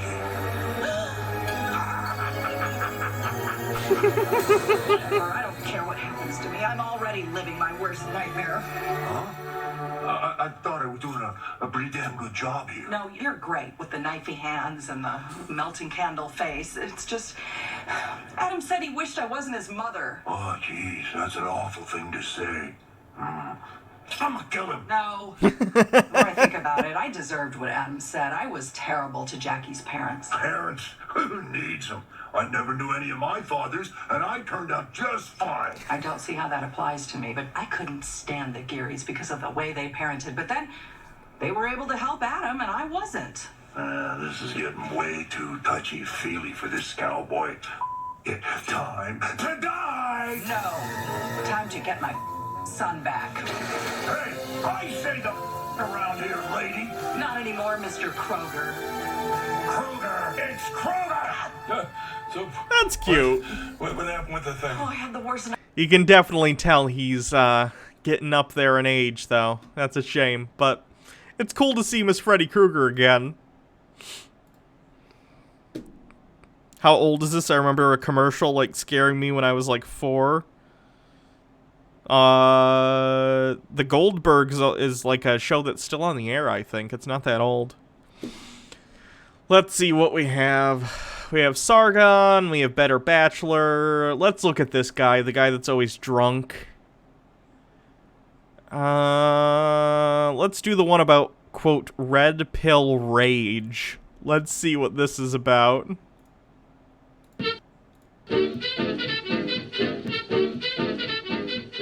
In the midst of a culture war that's bringing out the ridiculous in everyone, it's never been more important to protect your data. Oh, the crypto ad. Terrence Popp here, Redonkulous.com. Good Popp showed up today because I'm giving you some good news. You're not alone. Now I know you think my circumstances are so unique, no one will ever understand. Shut up, let's drink. I have Again, does this guy understand that being an alcoholic isn't a personality? Like, just... Like, what? Stop. If you're gonna drink, just drink. Don't talk about it all the time. Jesus. myself a beautiful menagerie here, and I'm gonna tell you my story. The longer I talk, the more things you and I will have in common. Disagree? Disagree.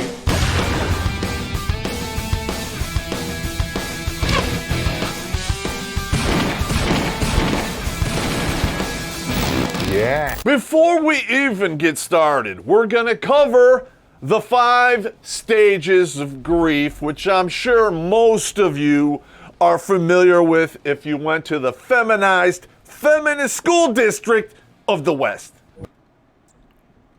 What? They don't teach the 5 stages of grief in grade school. What are you talking about? Denial. And wait, are you saying that, like, psychology is, like, feminist somehow? It's psychology. It's the study of how people think. Is fucking science feminine now? What? Anger and bargaining, depression, and eventually acceptance. But you're attending Popp School of Hard Knocks, and I have an actual 6th step to that. After you're done processing all that bullshit, it's time to fight fucking back. Most of the shit I talk about on this show, I did it myself. And if I can't laugh at myself, I sure as fuck shouldn't expect you to laugh at me. Every single dude out there takes the red pill for the same reason. He got into a relationship hoping it would be a relationship.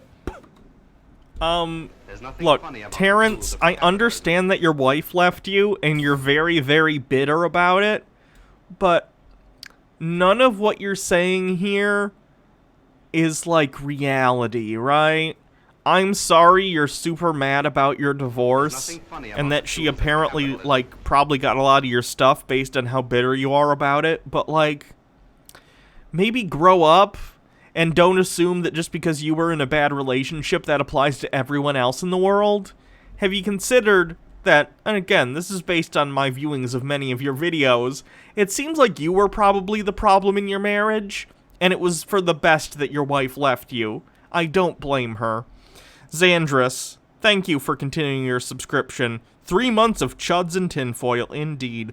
Wing the Ultimate Nug says, you don't know? Only girls go to college to learn and read books. No real man is smart.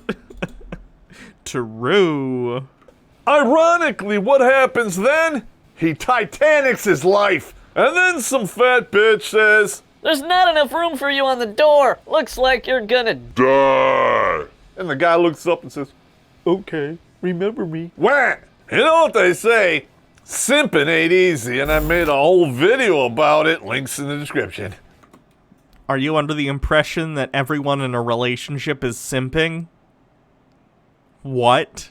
Women will claim the reason why men are failing in the modern dating market is because of toxic masculinity. Wah. You're literally a spokesperson for it, so you should know. I mean, like, your entire personality is getting drunk and being mad at women for existing. So, But I was raised by my mother. Virtually all my teachers were women, and they taught me what women want, expect, and how I should act. Were all your teachers women? That's kind of strange. I had a mix of both men and women as teachers growing up. So at the end... And the curriculums are decided by groups within each state, right? So, weird thing to say that, like, all educated individuals are women. Weird flex, but okay. Seems like you have a pretty low opinion of men. End of the day, the problem is not toxic masculinity, it's a lack thereof.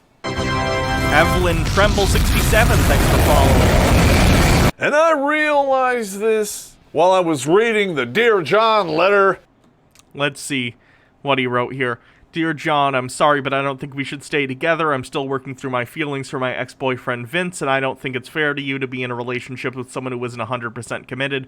This really has nothing to do with you. Our time together has been wonderful. I still remember how romantic that dinner that you made for me on our third date was. I hope that you'll be able to find someone who is perfect for you. I hope that you can forgive me. I would still like to remain friends if possible. Sincerely, Jane. Yeah, I don't believe that this is something his wife wrote for him at all. I don't. When I was in the army, and true to my own edge. Of course he was in the army. Classy army. Stay classy as always. Education, I was in denial. I actually mentally punished myself for going in the military at the time. Never mind the fact that this bitch was off to Arizona State jumping face first into the big bowl of Richard salad. And that salad was getting tossed with a whole bunch of ranch dressing and probably some black olives. Oh. Hey, Terrence? I'm gonna call you Terry. I hope Terry's okay. I don't think that you've processed that relationship ending very well. It seems to me like it broke your brain, and since then you've done nothing but, like, spout memes and try and do a weird drunk voice because you think it's funny. And I would suggest you maybe seek some help to try and see if you can get that fixed, because you regularly are using memes like winning, which I'm pretty sure is from like a decade ago. Let's see when that was. Charlie Sheen winning. Let's see when this was. Good start. This was 2011, so it was like 9 years ago. And that meme wasn't even funny when it was new. It's just kind of obnoxious.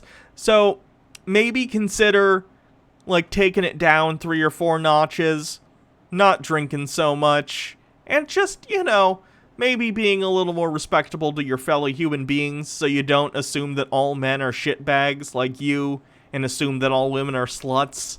Like, not a great worldview, and not an accurate one either. It just got dark in here, Space Ghost. And the first time this happens, you're gonna get stuck in the first... Yeah, the Black Olives joke was definitely a racist thing. ...first stage of grief for a long time. You're in denial. No, I'm not!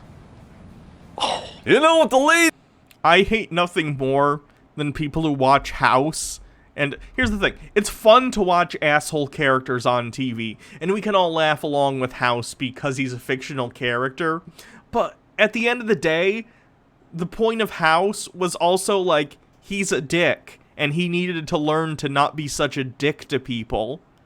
You shouldn't look at House and say, yeah, that's how I want to be. That's badass. No, I think you've missed the point. Ladies always say, to get over the last one, you gotta get under a new one. This was kinda like treating a broken leg by throwing myself down the stairs. And I'm gonna be honest with you, gentlemen. It took me right around 2 to 4 years, somewhere in there, to finally put that one behind me. He's definitely doing a voice too, right? He's kinda talking like this. I'm talking like that. Like, that's not how anyone talks. People don't talk like that in real life unless they're trying. But the next one, that one went by a little quicker. I came back from Ranger School, and I soon discovered that her grill already had a couple of footlongs on it, if you know what I mean. Look, Terrence, if your wife or your girlfriend was cheating on you, I'm sorry, but again, it seems like you've gone down this path of, like, hating every woman because of it, and just completely disregarding being a normal human being. Like, I get that that can be a shitty situation if you're getting cheated on, but the way you're going about this is not healthy. For you or anyone else. And especially not your liver. I don't think it's had a rest in a decade or so. Please give it a rest. And to my credit, I didn't have a huge blowout over the whole thing. I just bowed out, went to my car. I'm ashamed to say this, but it took me 3 failed relationships just for me to get to the point where I ask the following questions. 3 relationships isn't really that many relationships to go through. I mean, it depends upon what time scale you're talking about, but some people go through a lot of relationships before they find someone they want to, like, spend the rest of their life with, if that's even something that they want to do. Not everyone wants to get married, but the fact that you had 3 failed relationships is not reason to throw your entire personality in the dumpster, right? It seems to me that you should be learning things from each of those relationships about who you are as a person, maybe things you need to work on and what you're looking for in a partner, instead of just, like, starting a YouTube channel and talking about how you think all women are terrible. It's real cringe, to be honest. I'm the common denominator in all this, and if I am, what can I change? For most dudes, this point of inner reflection is a tipping point. But I'm not most dudes. And I'm fucking stupid. I'm a glutton for punishment. You know what they say, gentlemen. 3rd time's the charm. But I was super stupid and it took me 5. I was raised by a single mother, and I was stupid enough to believe everything she said. Yeah, I'll walk right into the slaughterhouse, put the gun right to my head, fuck it. At that point, gentlemen, I had 2 clear paths before me, and only one of them was the right. Oh god, that is some cringe shit right there. He actively took the time to Photoshop himself into a picture of Morpheus. Terrence, The Matrix is an allegory for being trans. It was written and directed by 2 trans women. Do you know that, Terrence? Ugh. Right one. And it wasn't long after this I met my soon-to-be ex-wife. My condolences on your forthcoming divorce. And why did Terrence, legitimately, have you considered if you've been in so many awful relationships? You said it. Have you considered that you are the common denominator? Like, it seems like you probably don't treat the women that you're in relationships with very well, as you have next to no respect for women as human beings. So, they probably fell apart due to that, and the treatment that came about as a result. Did I give her a chance after 3 failed relationships? Because she's different and she loved me. Right. We already did the she's different. She would never do that to me. God, I need a cookie. Gentlemen, I had to stop and eat this cookie because I'm getting so spun up. So while you're at it, go to redonkulous.com. I'm just so disgusted with myself right now. Why are you laughing at my pain, man? In case you haven't noticed, there's a culture war going on, and the spoils are the very minds of people we are trying to surviving 4th wave feminism. Aren't we still on 3rd wave? Let's see what 4th wave feminism is. 4th wave feminism. I'm genuinely not familiar. 4th wave feminism is a phase of feminism that began around 2012 and is characterized by a focus on the empowerment of women and the use of internet tools, and is centered around intersectionality. The 1st, 2nd, and 3rd waves of feminism fought for and earned women greater liberation, individualism, and social mobility. The 4th wave continues to push against problematic gendered norms that cause the oppression and marginalization of women in society, the intersectionality of these and other interlocking systems of power, and how these contribute to the stratification of traditionally marginalized groups like women of color and trans women. 4th wave feminists advocate, like earlier feminists, for greater representation of these people in politics and business, and argue that society should be more equitable, if policies and practices incorporated the perspectives of all people. Interesting. I didn't know that. Neato. Save. The war on the West is no longer about men or women. It's about the ideological subversion of Western minds by foreign actors cloaked in a public relations friendly outfit, very incontextual. I was divorced, paying child support for 2 kids that I couldn't afford, and eating McDonald's out of the dollar menu in the back of my car. That is when I finally learned. The Life of Mal, thanks for continuing your subscription. 3-month streak, great. And she says, let's go. That any rules or laws that are supposed to exist about equality, they don't apply to men. Men are taught growing up from their mothers and teachers that women are oppressed. But as soon as you walk into divorce court or family court, you realize pretty damn quick that that whole thing is a lie. You are surrounded by your privilege, right? And guess what? I still didn't learn what the universe was trying to teach me. What an idiot. That horse chick finally forced me to swallow the red pill. That's why I made a whole video about don't you dare ride the horse chick. Links in the description. And once I took that red pill, I realized that everything women had told me about what women want was a fucking lie.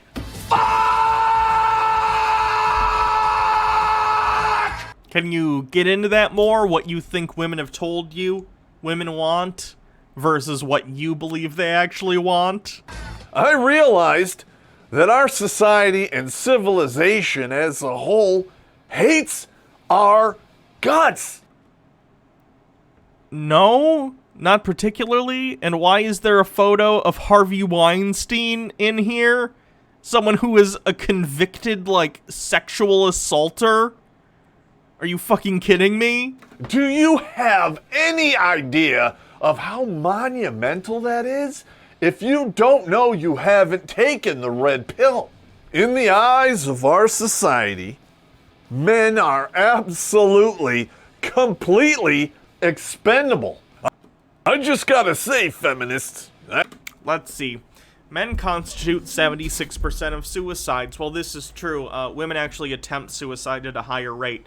Men tend to, how do I put this? Men tend to use methods that are more effective, guns and stuff, whereas women have higher instances of trying to, like, slit wrists and take pills, things that you can get to the emergency room for.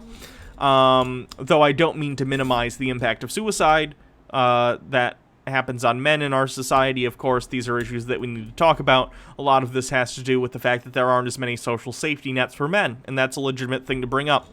But I think part of that stems from sort of toxic masculinity and the idea that men are these bastions of individuality that don't need help from anyone. So that's something that needs to be worked on. 85% of homeless people, again, I would agree. Homelessness is a huge problem in this country, and we need to provide social safety nets to people, regardless of who they are and what their gender is, so that they can get help getting back on their feet. Victims of 70% of homicides, I think that's probably skewed due to gang violence and the fact that more men join gangs than women. But again, that's something that you can talk about. 40% are victims of domestic abuse. Sure, I agree, but that would mean that 60% are women. So, interesting that you put that one in there. Are victims of the most violent crime? Yeah, sure. Serve 64% longer prison sentences. This again has to do with the way that society views women and the fact that they don't view them as threatening, which again, feminism has solutions for by treating women as human beings that can also be seen as just as culpable of the crimes they commit as men. 92% of deaths in the workplace. Yeah. Yep, that's a thing. That's because there are more men in dangerous fields, and that's their choice, right? No one's forcing them to go and have those jobs. 3 to 4 times more likely than a woman to be imprisoned for the same crime. And again, I already talked about this. The fact that there is bias within the court systems a lot of the time because a lot of judges are older white dudes who tend to see women as non-threatening, whereas they see men as, you know, culpable for the crimes they commit. So, those are issues that can be tackled, but a lot of these issues can be tackled by seeing both men and women as equals. So, that is what it is. That's some patriarchy you got there. Yeah, a lot of those problems are caused by the patriarchy. They're caused by the idea that men are these individual, like, bastions of pulling yourself up by your bootstraps, and they don't need any help, and then viewing women as, you know, children who need to be coddled by society. Now, I don't think the solution here is to stop helping women. I think the solution is to view all human beings as people who need help sometimes, and expanding social safety nets to allow everyone, regardless of who they are, to be able to get back up on their feet. Let's just boil this all down. Why do men commit to women in the first place? People commit to people in relationships because they care about them, because they want to form a partnership with them, regardless of whether they're men or women, or non-binary. Like, it's pretty simple. They commit because these women have things to offer, like youth, beauty, fertility. If you view the only thing that women can provide to you are youth, beauty, and fertility, that's why all of your relationships failed. Because you're viewing this woman as an object to fuck instead of a human being to form a relationship with. That's your issue. Almost all of that is evaporated by the age of 38. And that's when a large... Do you think you're attractive, Terrence? You're not. Large majority of these women finally think they should settle down. What do we have to offer? Security, resources, and protection. Do you think that women don't have jobs? Let's look at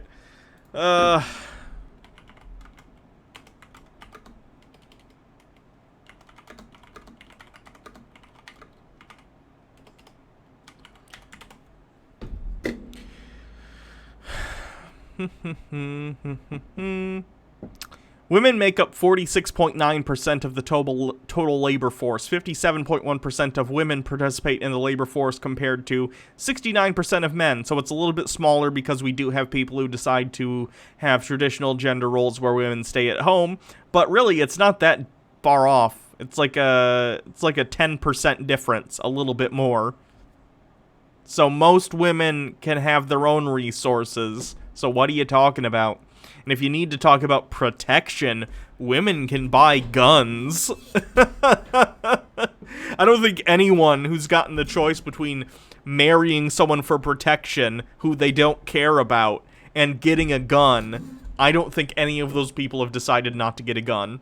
Newsflash, ladies. Men do not age out of providing those things. So... why did you show a picture of a relatively attractive older man, though? Because, like, and again, I don't like to comment on people's looks because I'm not hot or anything, but, like, dude, you're viewing women as entirely sex objects. When you look like this, you just look like your average schlubby white dude in his early 50s. Like, what? Please tell me this once again, I dare you. Who, in fact, is the prize? Chad Swagger is who Bad Popp would be if he hadn't joined the army. A typical American male who enjoys getting drunk on the weekends with ambitions to become a beer baron and a lousy lover to platinum blonde Icelandic bombshells. Half as charming as he thinks he is and twice as desperate, the bro next door is free on Amazon Kindle, but it's an extra 10 if you want a kiss on the mouth. A link is in the description. I'd spent my entire life thinking that women were the prize and they were oppressed. Okay, well, the fact that you see women as a prize and not as human beings is a huge part of your issue. Do you get that? That's the issue. You've just identified the issue, and you've refused to change that thing that's causing your problems. Once you take the red pill, you realize the exact opposite is true. And if you don't believe me, talk to all of those dudes who got divorced after they got hurt and lost their jobs. Or those guys who got divorced right after they paid off their ex-wives. Pointing to very specific instances of something happening do not mean that they apply to the vast majority of people in society. I could find a variety of weird articles about shitty people doing shitty things, men and women. It has nothing to do about the society in general, right? Like, I could go find 17 articles about men let's take a look. Just let's see. Because I'm going to do the same thing this guy's doing. Man murders wife. News. Dennis Perry, convicted killer of Harold and the Thelma Swain something. Georgia man walks out of prison after conviction in 1988. Double murder. I'm looking for man murders wife. Let's do husband. Husband murders wife.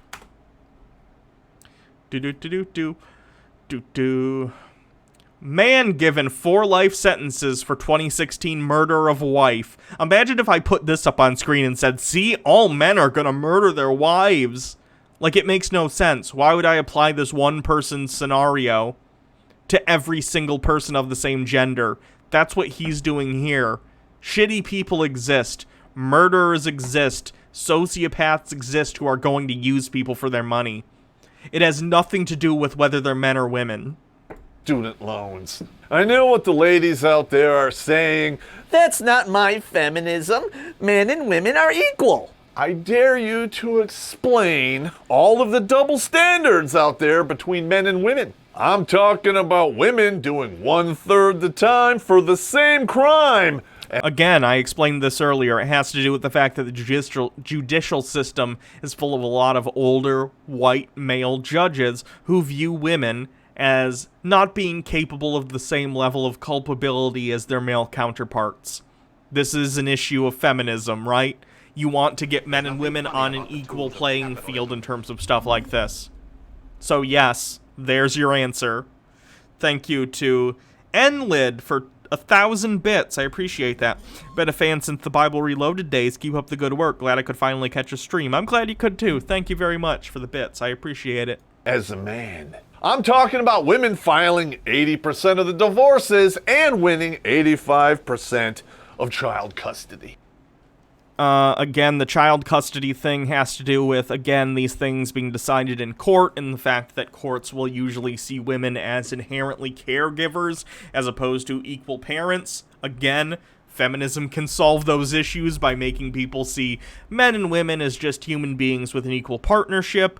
Women filing 80% of divorces. Again, the fact that they're filing the divorce doesn't make the fact that the relationship fell apart their fault. How many of these divorces were because they were being cheated on by their husband? How many of these were because the relationship just didn't work? How many of these are because the husband was abusive? You don't know. You'd have to break that down. It doesn't matter. I'm talking about abortion advocates bitching about people going shopping without a mask. Like, seriously, woman who won't wear your mask, who don't wear your gloves, who don't wear practice social... Wear your fucking mask, Terrence. I hate you, but I don't want you to catch the big Rona. Social distancing. Wear your fucking mask. Wear your gloves. I thought it was my body, my choice. That's not how that works. My body, my choice works because it works like this. Baja Blast, my girlfriend, who's a fourth-year PhD candidate, uses this example. Basically, if someone is dying and you have the same blood type and your organ could save them, they don't have the right to force you to give up your organ. The same thing applies during pregnancy, right? The fetus does not have the right to take your bodily autonomy from you and use your body as a vessel for 9 months if that's not something that you would like. It works the same way. However, deciding not to wear a mask is not the same thing, dumb shit. Your right to swing your fist ends at someone else's face, and when you go outside and in public and don't wear a mask, you are potentially spreading illness to other people. It's no longer your body. It's you spreading your body germs to other people's bodies.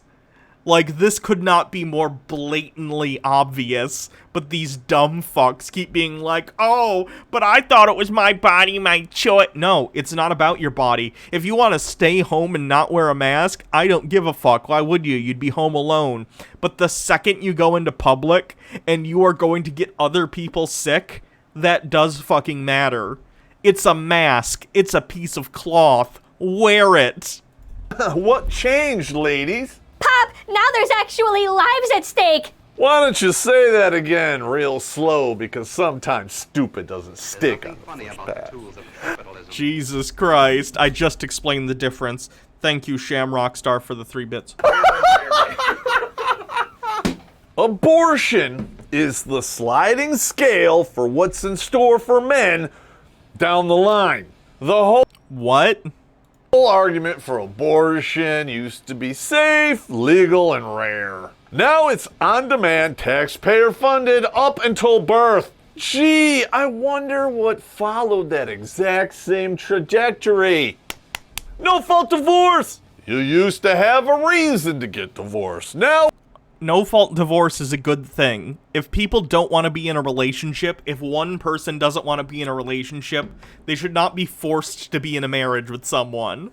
Jesus Christ, guy. It's simply because, and it's taxpayer funded. And if you don't believe me, look up Title 4D, links in the description. We went from smash the patriarchy to kill all men. We need to kill all men. Can you imagine if any man... Again, using extreme examples to try and paint the entirety of feminism in a negative light. It's very strange. ...said the exact same thing about women, he would be dead by now.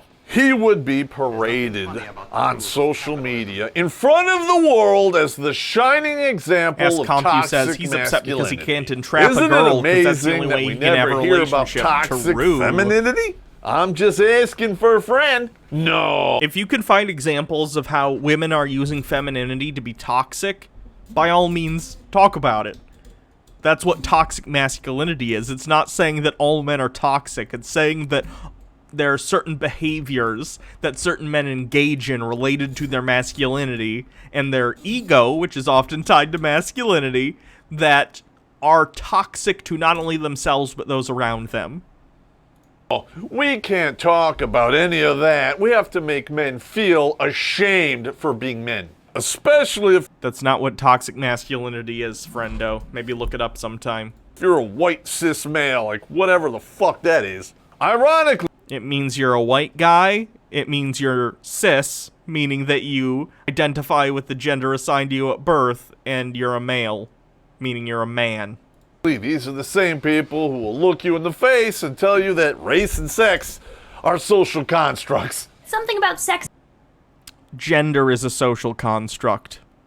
I don't think many people are familiar with, however, is that it's a social construct. And these are the same people. What a brilliant rebuttal, putting a fart sound effect. How will I ever rebut such a brilliant statement? People who will say you were always discriminated against because of your race and sex. Social constructs can still affect your life, right? Sports teams are a social construct. It doesn't mean you can't go to the stadium and see that it exists. Race and gender are social constructs in the sense that they are things that we come up with as human beings, right? They don't exist out in the ether. The fact that we apply certain standards and things to men and women differently, the fact that we view certain things that people wear as gendered, those are parts of that social construct. Race is the same thing. The fact that we apply certain traits in society to certain races, that's a social construct. But it doesn't mean that a cop pulling you over for being black, for instance, isn't a real thing that affects your life. Things can be social constructs and very real. Social construct doesn't mean fake. I don't think these people understand what is being said when we say race and gender are social constructs.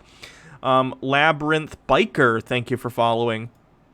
Everything is sexist, everything is racist, everything is homophobic, and you have to point it all out. To hear these people speak, you would think that men are in control of everything.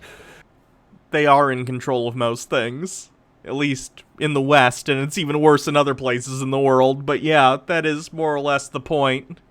And they have to smash the evil patriarchy. And yet we can't get the media, society, or anyone to show us one shred of compassion.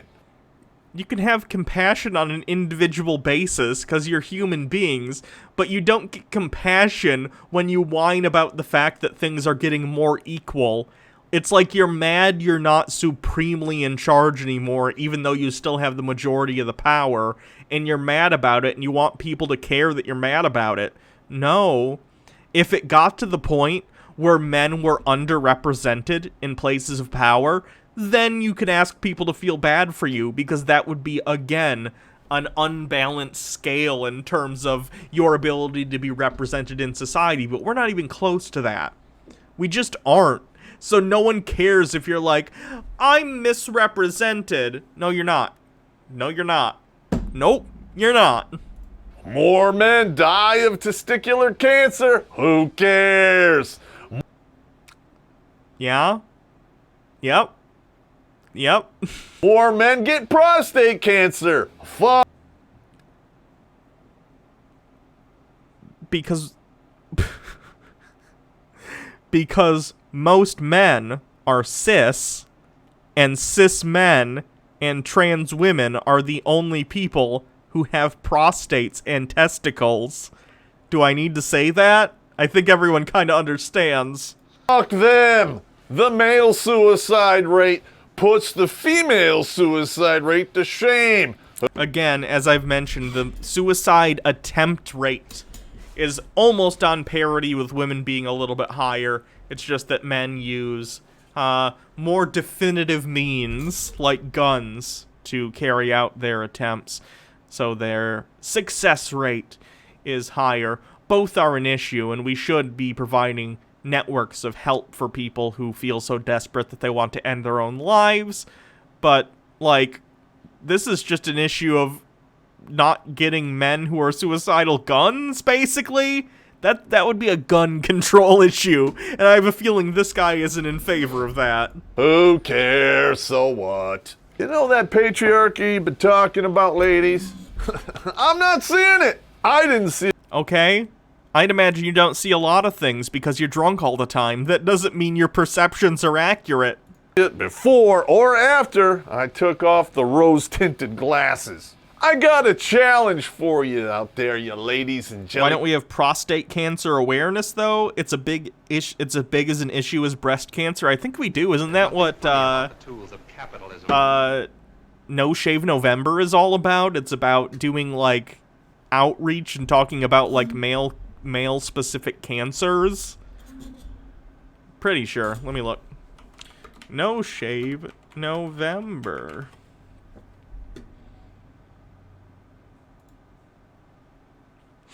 No Shave November. No Shave November is a month-long journey during which participants forego shaving and grooming in order to evoke conversations and raise cancer awareness. Learn about how you can get involved and start getting hairy. Yep. So there you go.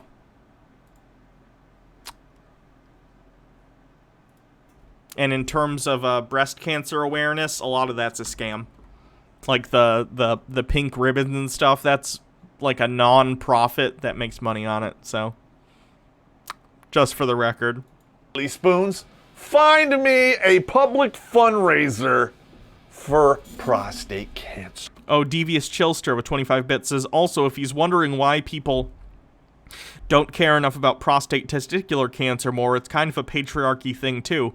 Men for the longest time did not want to show any weakness, and caring about an ailing man is a show of weakness, so the question of who cares is a lot of people, but we're trained not to because of toxic masculinity. That's an answer to a lot of these, is basically, these are prisons of their own construction, because again, it's not like women are in societal power in order to dictate these things.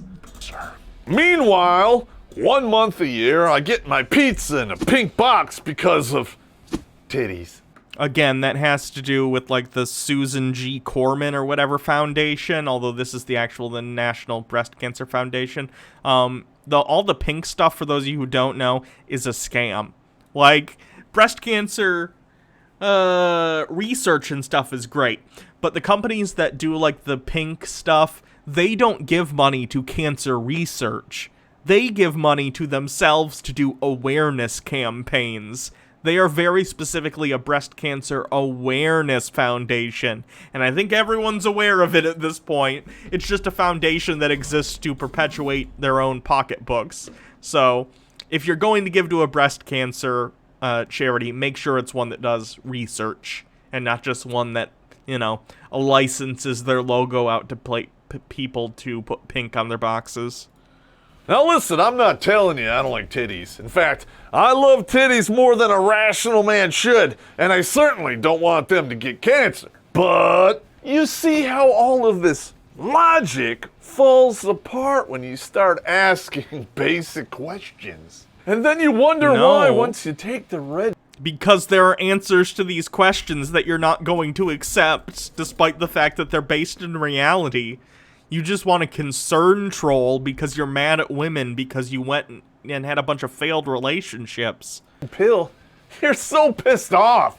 I move beyond the... And men indeed do get breast cancer as well, yes. Bargaining, the depression, and the acceptance. And now I have moved on to the 6th level, which I call the boogaloo. So why don't we finish our menagerie together, because I'm done with you. Space Ghost. Yikerinos, Terrence Popp. Drunk and stupid as always. That's a shame. I shouldn't, because these guys are just awful, and, like, misanthropic and angry, but I feel bad for him. I really do, because clearly, like, this dude had a bunch of failed relationships, and instead of self-reflecting and, like, deciding that there were maybe some things he needed to work on, or just writing off, certain bad relationships as bad relationships that everyone has, he, like, turned it into a whole angry personality. He must have just a really, really sad life. But anyway, let's see what Incel TV has. This is the dark secret to get any woman you want instantly. I'm very interested in what the fuck this person is going to claim as an incel, how they think they can get any woman instantly. I'm gonna guess he's gonna say, just ignore them. Women want attention, so if you ignore them, they'll want you. Doubt. Let's see, though. It's a meeting place for the incel community. The what community? Incel community, short for involuntary celibacy. No point in denying it. Do what I tell you in this video, and you will be able to create those feelings of intense love and connection very quickly. Download this now, because you will definitely want to keep it handy. What? The more things change, the more they stay the same. No matter how hard we try, one thing that we cannot change is people's inherent reflex of clinging on hope. No matter how unrealistic it is, no matter how many times they have failed before. This is almost instinctual. The urge to hold on to hope is instinctual. You destroy one blue-pilled cop and another one takes its place. You guys know how it is. And imagine, I'm not even talking about normal blue-pilled people. Even in black pill / incel circles, you can see this type of borderline blue-pilled ideas being spread. One of those ideas that I keep hearing about is this criminal pill, the dark triad theory. So he's gonna claim that women want to get with felons? That's not where I was expecting this video to go. Is he gonna be like, if you want women to like you, go commit a crime? Because I'm sure the women who write to men in prison, because that's specifically what they're into, are very stable. And people you want to be in a relationship with. Yikerinos. A lot of people in the community actually believe this. They believe that by acting like you have dark triad personality traits, you can somehow create attraction.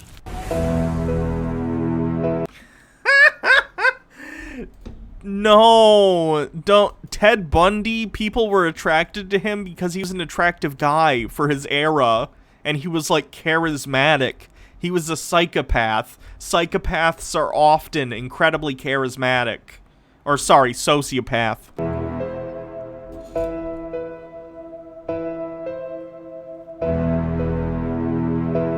Yeah, crazy people. Why would you want to be with someone who wants to be with a serial killer? There's nothing funny about the tools of Feminist Critique Pod, thank you for continuing your subscription. Feminist Critique Pod says, hey, 3 months, doesn't even feel like it. Yeah, it's gone pretty quick. Thank you.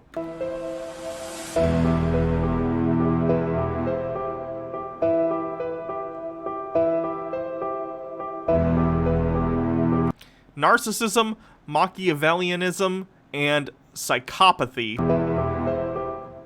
Is he saying to start acting like a psycho narcissist, and that's going to get women to want to be with you? No, this is like the worst dating advice I think I've ever heard. Bad boys! The more asshole you are, the more perfect! Bad boys. Bad boys, bad douchebags all the way! And those women definitely seem like they're mature and ready to be in a real committed relationship. I'm sure that'll end very well for them. Jesus. People usually bring up certain studies about this issue. I have read all 3 of them, and here's the deal. Those studies...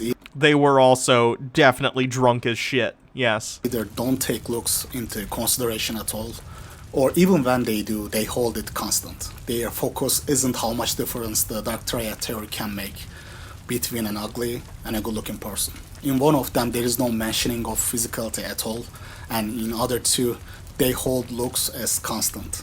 They are either using a single computer-created image, or they are using a very similar-looking man. those studies operate under the assumption that females are attracted to personality first and foremost. So we are gonna hold the physicality constant. It doesn't matter anyways. This is the way they think. So if you follow this line of logic, you could say the same for confidence as well. I mean, you could run the same test, same study, and claim that females are attracted to confidence. My God. You're kind of criminal. Ooh, pale blue eyes. Hey, at least you know what you're in store for. He has a prison record. My life has changed drastically. Traveling the world. What? This is bonkers. Look how crazy this is. I feel so blessed. The architecture. I mean, really? Understand is what people don't understand is that it is not that females are attracted to psychopaths, but men that females are attracted to often have those traits, because when you are good looking, you get used to getting away with anything. You grew up with positive feedback. But the same doesn't go for incels. I mean, prisons are packed with incel criminals that nobody cares about. What? You're claiming that most prisoners are incels? I guess in the sense that they're forced to be incarcerated and they can't have sex with anyone outside of the prison. But even then, like, inter-convict relationships happen. So, I don't know about that. And you're also using the picture specifically of, like, the felon who became a model because he has, like, you know, he looks like a model. He's got, like, a model face. And then we got this guy who's missing teeth. He's got the meth mouth. Yeah. Guys, there is no psychopathy for your face. There is no Machiavellianism for your height. There is no narcissism for your race. I mean, the only dark triad I believe in: face, height, race. But this is the real dark triad. I have talked about this in my previous videos. The holy trinity of virginity. Ugly, short, ethnic. Boom. If being a narcissistic psychopath got you anything, Elliot Rodger would be swimming in pussy. I will tell you that much. Oh, check it out. There's me. In all my fabulousness. Oh yeah. Elliot Rodger.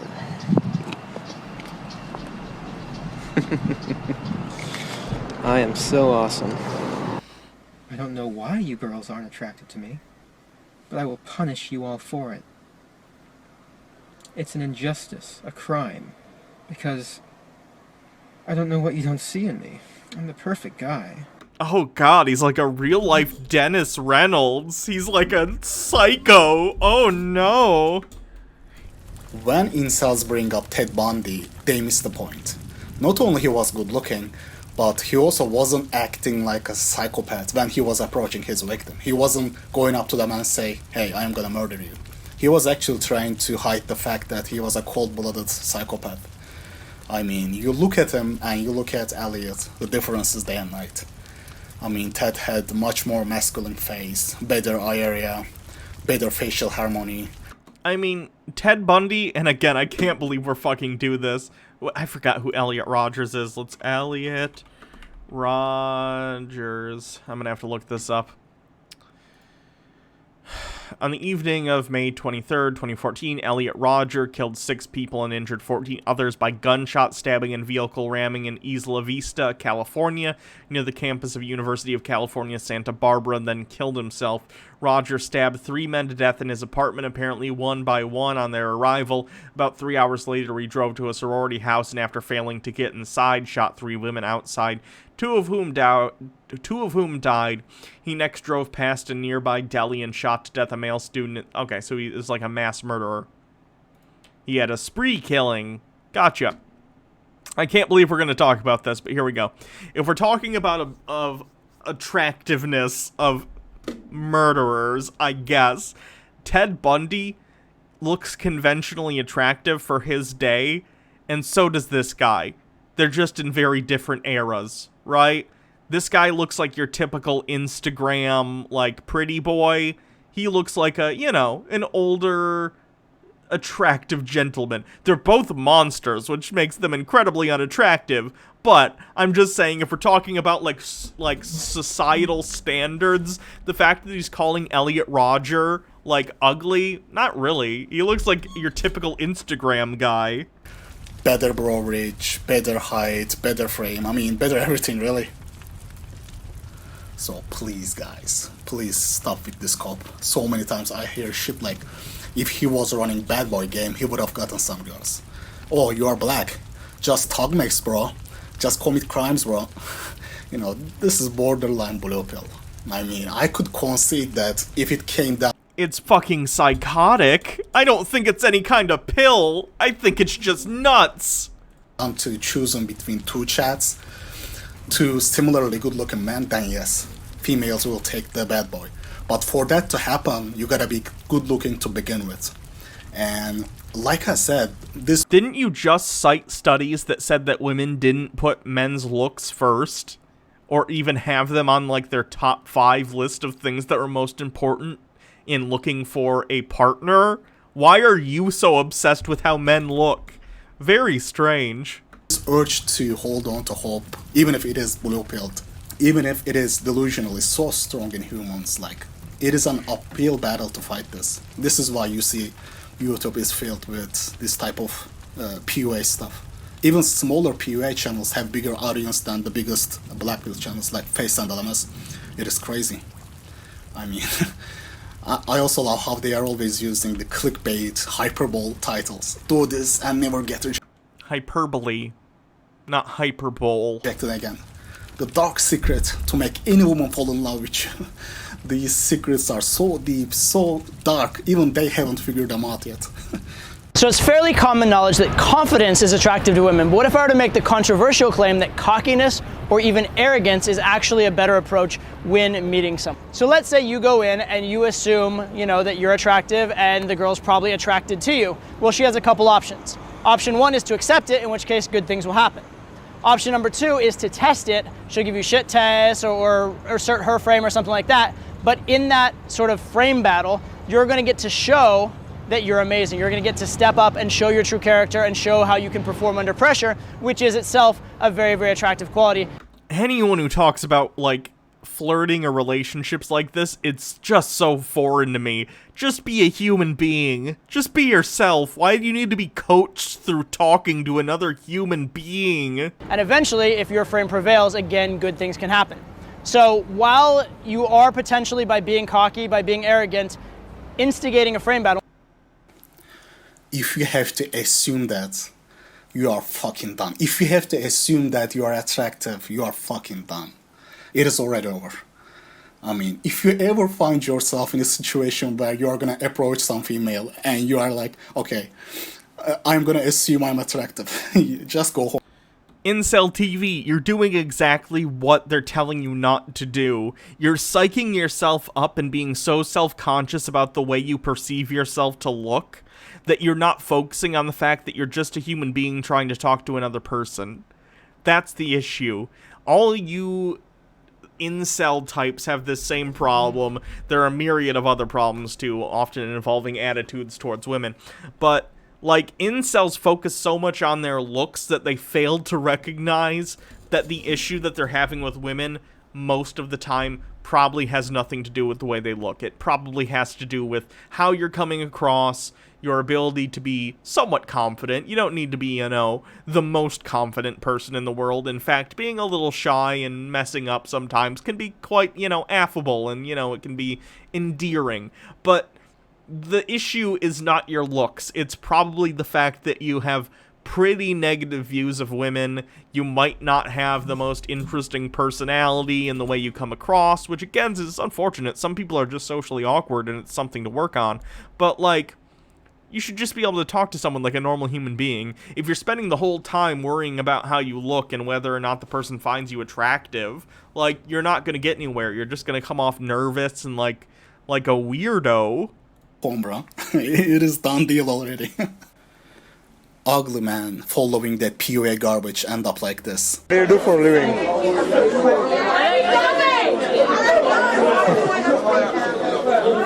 Why is he just videoing this woman he's trying to talk to? Of course she's put off. You're videoing her. No one wants to have someone come up to you and start, like, recording you for no reason. Especially after you've made it clear that you don't want to have a conversation with them. Come on, baby, don't be like that. In his mind, he's holding frame. In his mind, this is a shit test. A frame battle. It never began for this guy. Why are women more attracted to men who make them feel anxious and uncertain? A study carried out by the University of Chicago finally shed light on this question when researchers reported that people are much more likely to work hard and pay a higher price for a reward when the reward is uncertain, as opposed to known.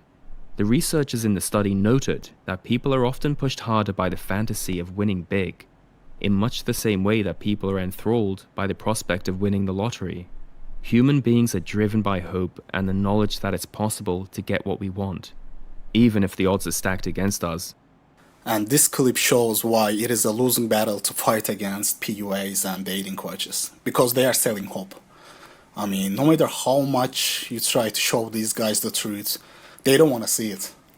Humans are not always rational.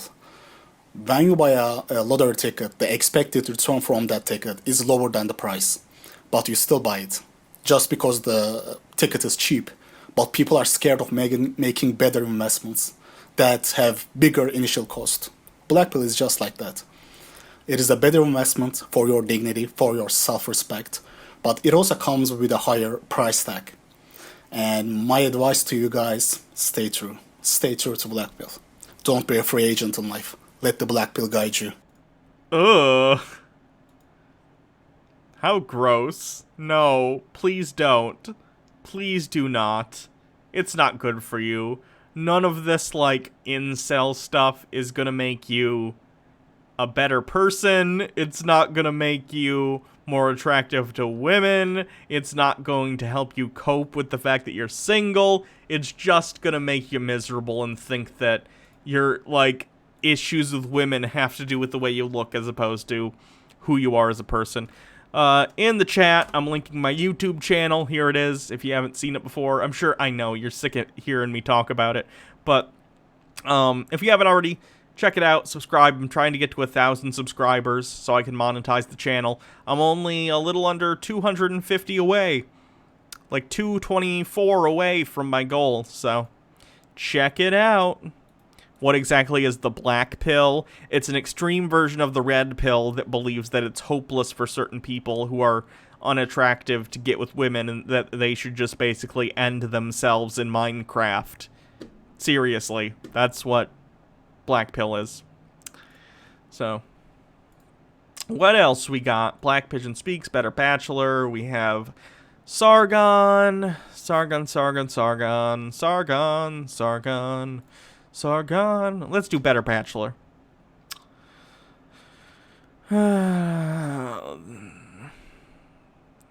What should we do from Better Bachelor?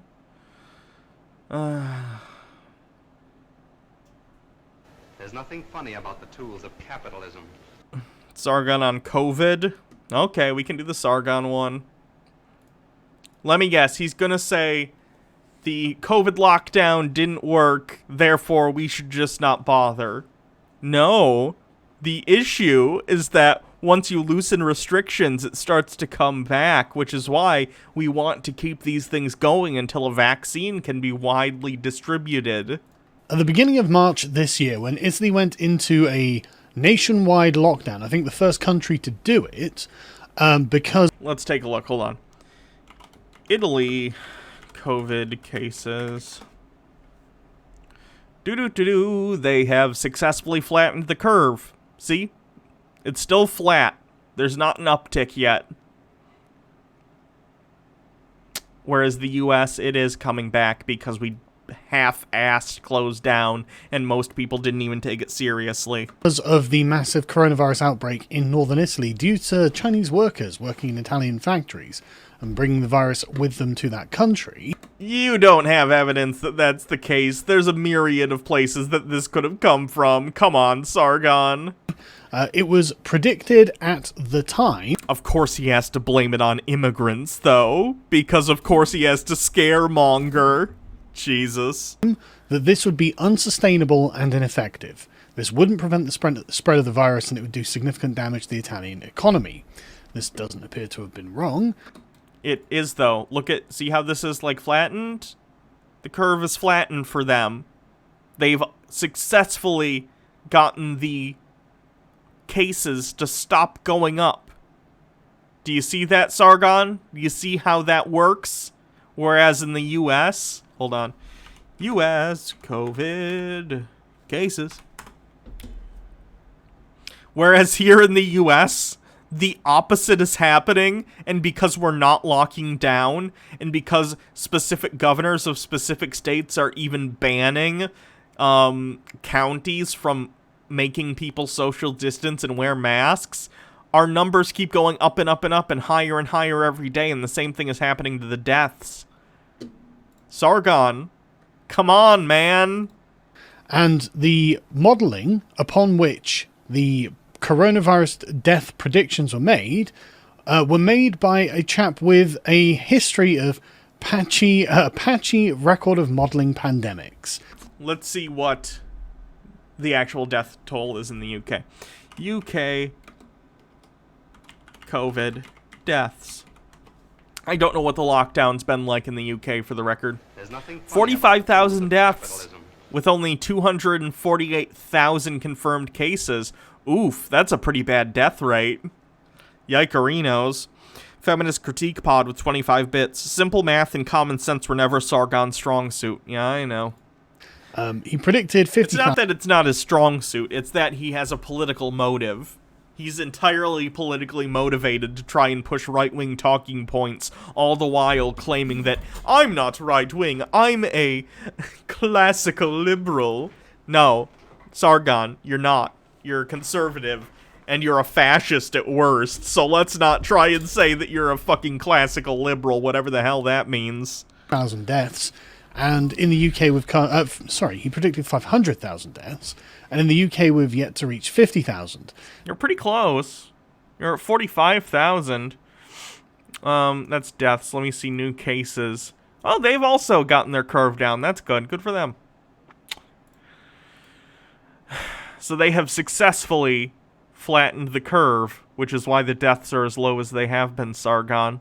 Look at the United States to see what happens when you completely disregard what scientists and doctors say we should do. So, and this chap ended up violating his own lockdown advice anyway by going and sneaking out and visiting his lover.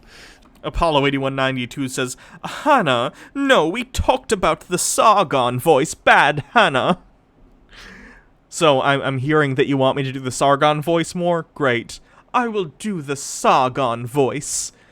Often. So it's not like he seems to have really believed that the coronavirus was actually that big a threat. It's a 15% death rate. Oh shit, yeah, that is bad. The fact that we went into a lockdown, though... Sargon, and this is what right-wingers don't get, and I hate this so much because they completely disregard the point. What they're saying is, we went into a lockdown and it wasn't even bad as they said it would be. Yeah, because you successfully locked down. Good job, you did it. You did it. It would be like if I said, and let's say we're in a gunfight, right? We're in a gunfight somewhere. We're about to get shot at. We're going through a war zone.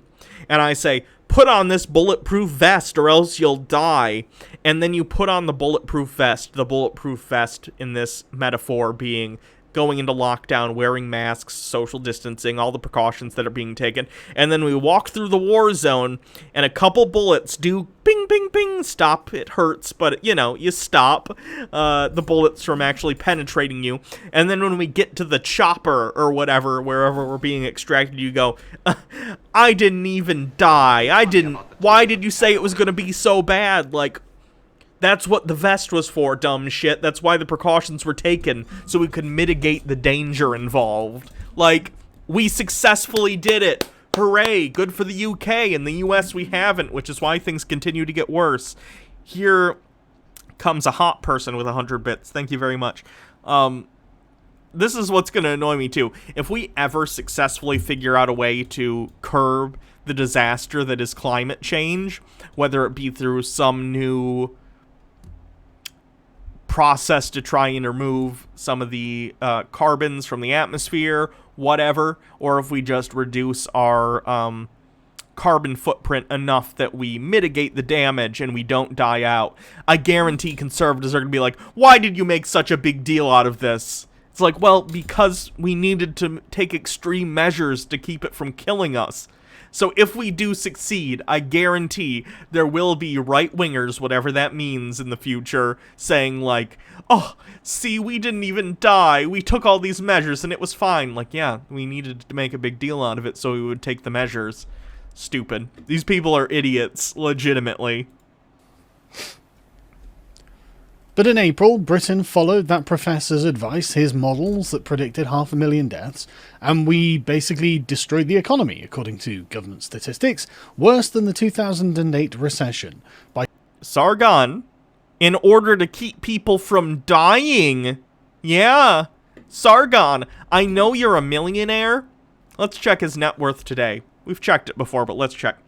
Sargon, well, I should look up his real name. Carl Benjamin net worth. I imagine his net worth has gone down, considering I imagine he has a lot of investments, and his net worth is problem. His net worth is $700,000. That's great, Sargon. I'm glad you have a ton of money. Why are you concerned? Have your stocks gone down? That's a shame. Sorry, your stocks had to go down for a little bit while we tried to save lives. By quite a significant margin. So this had better all pay off, right? Because, I mean, otherwise, surely this scientist is...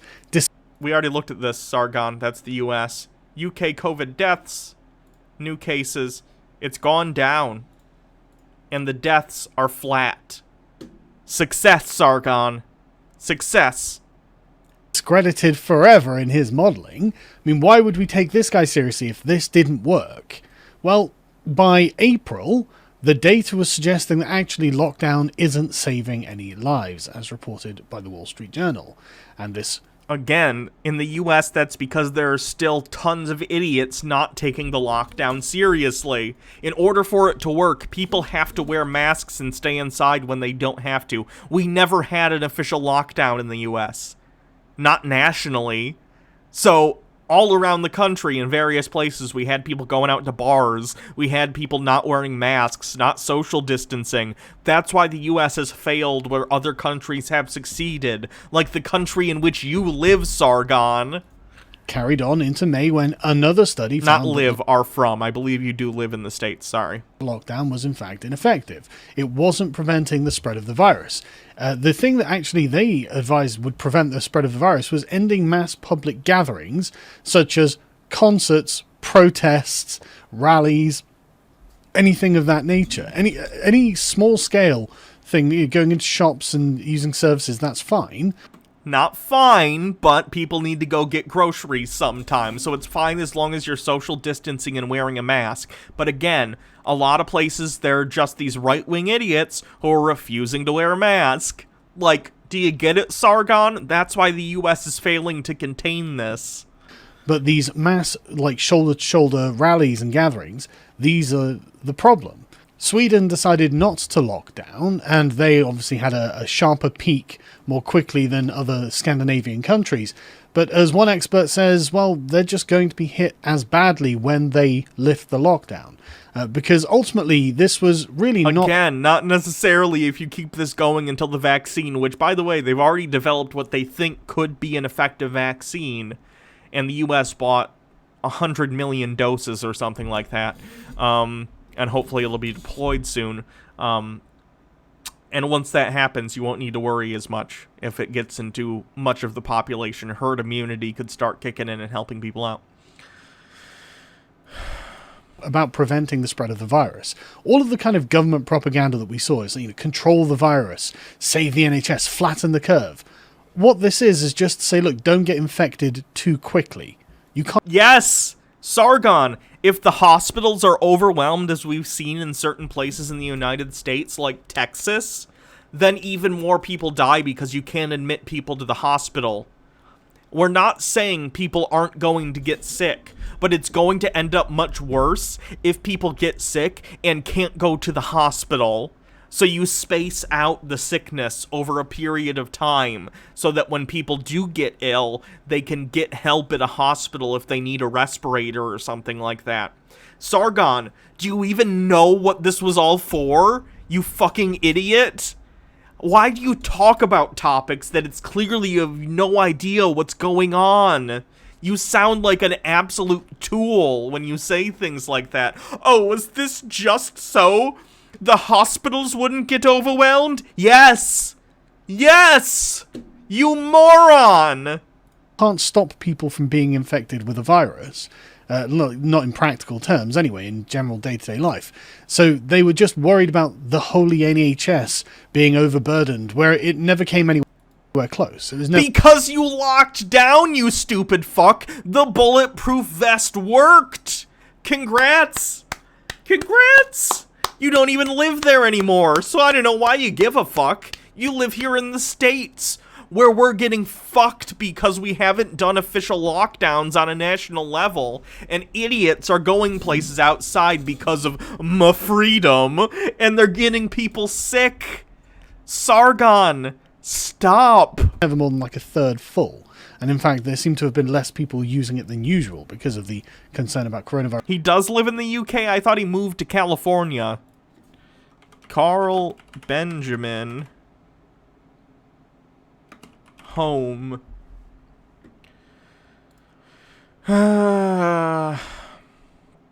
Personal life.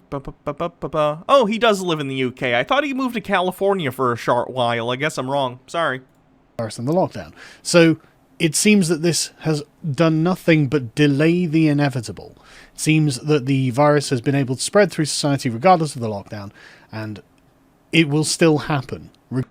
Sargon, the idea is to slow it down, so people, if they need to go to the hospital, can do so, and also, hopefully, hold off at as many people getting it as possible until such a time as we can get a vaccine out to the population. What do you not understand? Regardless of the lockdown. And there have been warnings about how the lockdowns themselves are going to cause major problems for the poorest people in society. Which is why we should have ample social safety nets in order to help those people instead of giving handouts to giant corporations like we have in the United States.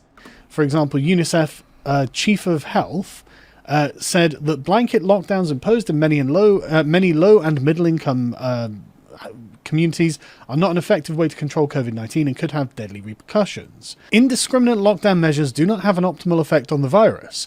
If you're asking families to stay at home in a one room in a slum without food or water, that won't limit virus transmission. I'm concerned the lockdown measures have been copied between countries for lack of knowing what to do. BD Kappa, thank you for continuing your sub. Rarely with any contextualization for the local situation. One size fits no one. The objective is to slow the virus, not to lock down people. We need... Yes, by locking people down, you slow the infection rates. Sargon, let's see. How does social distancing decrease the spread of COVID-19? There was a GIF about this a while back. I'm going to see if I can find it. GIF.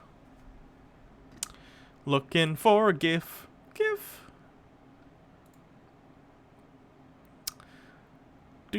Do. There it is, yeah. This is how this works, Sargon. The fewer people you come in contact with regularly, the fewer people you have the potential to spread it to. And it cuts down on exponential growth. It's a fairly simple concept. We need to lift our eyes and look at the total picture of public health. Using different modelling to try and predict how many people could be affected by this and the increased number of deaths that the lockdown will cause, the optimistic view is that access to health services drops by 15% and child wasting rose by 10%. So an additional 253,500 children will die with 12,200 mothers. So you need to increase the social safety net. So you need to make sure that the government is taking care of those people. Sargon, all this is doing is exposing problems that already exist within the systems in which we live. It's showing how vulnerable certain people in society are, that they can't take drastic measures to help stop people from getting sick for a couple months. The fact that most people in this country, I'm talking about the United States, not the UK now, can't plan for a $400 emergency means that of course they're going to have issues when they stop being able to go to work regularly, or they get laid off because of all that's happened with coronavirus. Like, we have serious issues in America, and I'd imagine also in the UK, with income inequality, and the fact that so many people are living paycheck to paycheck, and all this has done is expose it. It's not creating these problems, it's showing how big of a problem they really are when things get bad. In the worst case scenario, it's 1.16 million additional child fatalities with 57,000 maternal deaths. So let's hope that this guy's modelling is not going to be responsible for absolute catastrophe. Oh, fuck off, Sargon. Stop reading the Daily Mail. It's like shittier UK Fox News. Jesus Christ. Further on down the line, JP Morgan produced a study towards the end of May that suggested that actually this, again, doesn't seem to have prevented any kind of further infection among the population, and instead we have just absolutely destroyed our economies over this. And you can see this probably in your own towns. And in the process saved tens of thousands of lives. You're welcome, Sargon. You're welcome. I mean, if I go into my town, it just for sale signs, for rent signs, all through the high street. Like, businesses, like... Yeah, so your country should probably have more bills put to the floor in Parliament to help those people out. It doesn't stop the fact that you need to do things to help keep people from dying, Sargon. Loads of big businesses and major ones that, you know, people have been using for years. They're just gone. They're just gone. And it's been a real catastrophe for these people's livelihoods. Like, this is actually... Do you think it'll be good for people's livelihoods if millions of people die? That will also cripple the economy, Sargon, and you can't come back from that as quick as you can when you say, okay, we have a vaccine, everyone come back to work. Really ruining people's lives because people put all their time and effort into setting up a business just to have the government come along and say, sorry, we're afraid of something, so you have to close. Sargon, it's a justifiable fear based in the fact that tens of thousands of people have already died. Over 500,000 have died globally. Within your own country, you have a 15% mortality rate. If this continued to spread and you pretended like nothing was happening, you would have your 500,000 deaths in the UK. What you want would have actively murdered hundreds of thousands of people. And I know you don't care. You're a fucking psychopath. And you genuinely don't care about the well-being of other people unless it affects you directly. But guess what? 500,000 people dying in your country would also have destroyed the economy. You've done nothing wrong, but you have to close, and you don't get a choice in the matter. And so by the end of July, when the BBC comes to ask, well, did Sweden's coronavirus strategy succeed or fail?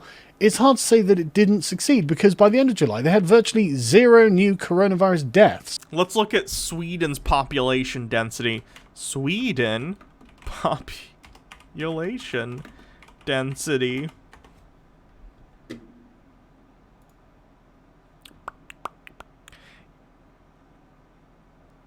Sweden's population density is 24 people per square mile. That's fucking ridiculous. So a lot of the country has sparse population density. That'd be why, Sargon, in areas of higher population density, you need to be able to lock things down. And I'd imagine within Sweden, in their areas where there are somewhat higher population densities, they did have stuff like wearing masks and social distancing. Jesus Christ. Each day. And there has also been a marked fall in serious cases, with new intensive care admissions dropping to fewer than a handful a day. That's like, it seems to be over in Sweden. It looks like when the other countries finally fully reopen, they might get a Derby-Doo says, why do we have to sub to each streamer we like individually to get ad-free Twitch? I think Twitch Turbo's a thing. Hold on. Twitch Turbo. Turbo, I think, gives you ad-free viewing across all of Twitch, if that's something you're into, just for the record. So, if you want that, get Twitch Turbo. It does exist. Resurgence of it, which is something we are seeing in the United States and other places, because it just wasn't a strategy that was going to prevent this from proliferating. It was just going to delay the inevitable. But in the UK, we're back to a normal death rate as well. So everything seems... Because you successfully flattened the curve. Again, you're complaining that the bulletproof vest kept you from getting shot. It's a stupid, stupid position. To have run its course, and we're back to like below actually average weekly deaths now, and so shouldn't this all be over? It looks like no, Sargon, you see what's happening in the United States with the attempts to open things up again. COVID cases are rising by a lot. Deaths are rising again too. See? We started to flatten the curve, and now that we've opened back up, it's creeping back up to over 1,000 a day. We're at 150,000 deaths with only 4 million cases. That's no bueno. It's real bad, and it's gonna get worse. It's run its course. It looks like the lockdown didn't work. We inflicted this economic destruction on ourselves for, honestly, a kind of delusion. It worked, Sargon. It worked. Look at the chart. Jesus.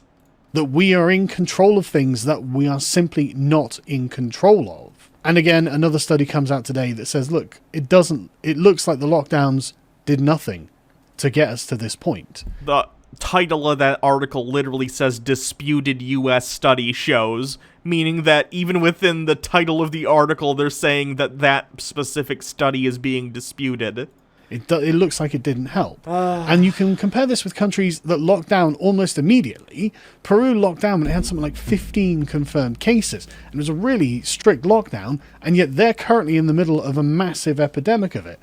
And it's something that Time has had to write a very substantial article trying to explain. We're going, look, it's a third world country, so you can't actually tell people where 40% of the country don't have refrigerators to stay at home because they just can't store food like that. So they have to go about their lives. So you just have to get on with it. And then we learned... So they stopped lockdown and people had to go get food and were interacting despite the lockdown, therefore it didn't work. It seems like you're making a case for actual lockdowns that work. Good job, Sargon. Last week, that there have been many reports about how the deaths have been miscounted Dead Vinny says, because we opened, what the fuck, that's a lie. Why does he think we don't have fridges? Because he thinks that Peru is a shithole, probably, because he's a white nationalist. Thank you for your perspective, by the way. It's because they opened. That makes sense. In the hospitals. The Health Secretary was said to be furious at the way the figures have been compiled through Public Health England.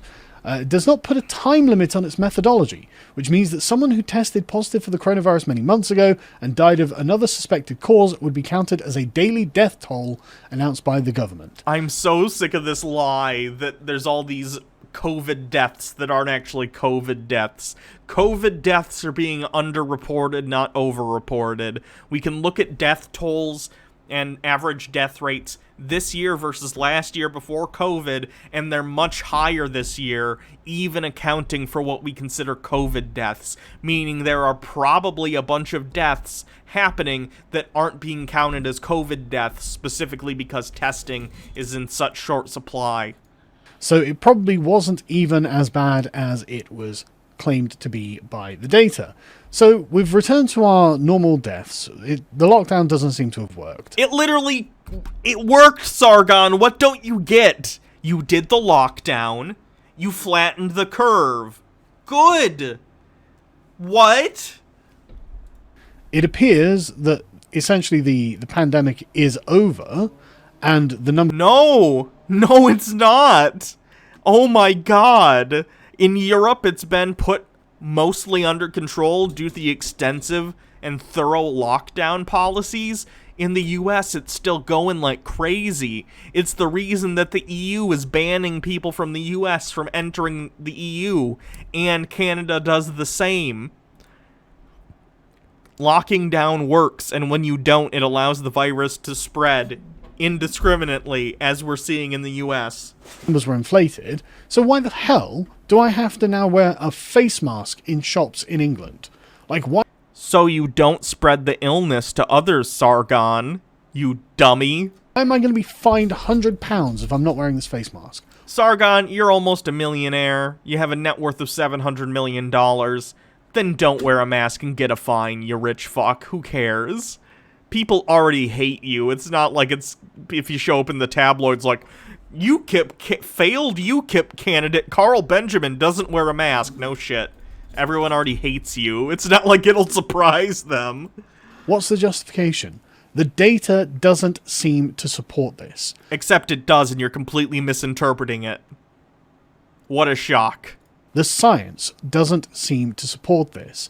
There doesn't seem to be any good reason. Yeah, Sargon's net worth is $700,000. We looked it up a little earlier. To do this. And of course, it's important to remember that, the lockdown was racist because the police were finding and arresting black and Asian people disproportionately, and things like locking down. Again, yeah, that would be racist if they're arresting people disproportionately based on race for it. Yeah. Leicester still. It's the only city in England that's still locked down because of it. Because it appears that these people have not been adhering to social distancing advice. As this study suggested, locking down didn't really help, but social distancing did. But if you have mass gatherings at, say, a mosque, that thankfully What about a church, Sargon? Why do you go to mosque? Is it specifically because you don't like Muslims? Because there are more churches in England than there are mosques. You know that, right? Birmingham police investigated, and they made inquiries with the mosque and local community, and they all said, no, that mosque has not been open. So you can ignore that video footage of people coming in and out of that mosque and find another way to explain the racist spread of the coronavirus in their communities. It appears that just social distancing was enough, and full lockdowns were not necessary at all. Bullshit. And so now we're stuck with an absolutely ruined economy, no particular effect from the lockdown. And what do we have to show for it? Hundreds of thousands of people not dead that would be dead otherwise? As if Sargon cares about the value of a human life. Jesus Christ, Sargon, you moron. No, not a moron. He's not a moron. He knows what he's doing. He's a psychopath. He doesn't care about people other than himself. Other than that, and we've still got to wear face masks, bizarrely enough. I mean, this doesn't seem to be about... David, USA 94, thank you for gifting 5 Tier 1 subs. I appreciate that. About control of the virus, because, I mean, fundamentally, we don't have control of the virus. It seems to be about the control of people, doesn't it?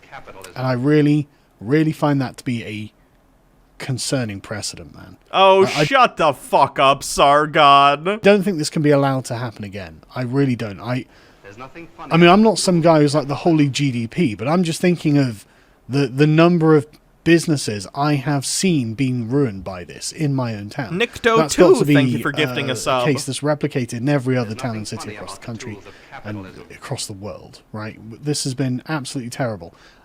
I don't think the government should have the power to be able to arbitrarily close businesses. It's not arbitrary, Sargon. There's a global pandemic. How stupid could you possibly be? Just because of a fear of a disease or anything else. If a person wants to open their otherwise lawful business, they should be allowed to do that. No, for the same reason that if there's a hurricane, they can force people out of their homes for the interest of public safety. For the same reason that they can close down all businesses during a hurricane or some other natural disaster.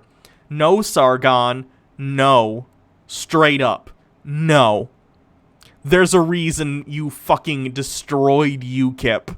Because you're an idiot who doesn't care about other people. People like you don't get to make decisions because you're not the adults in the room. In my opinion. Anyway, if you'd like to support the channel, you can check out our Redbubble t-shirts. Oh, what a douche. That's enough Sargon for the day. Let's see what else we have.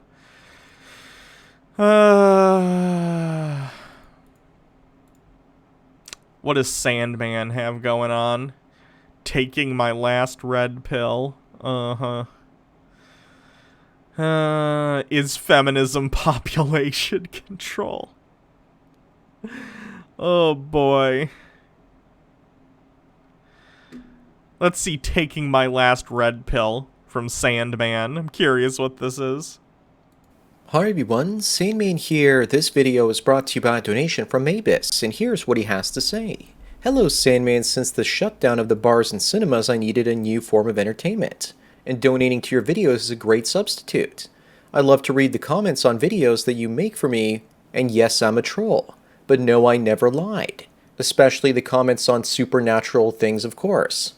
I knew my video— Armored Skeptic put out a hilarious video. Hold on. Armored Skeptic.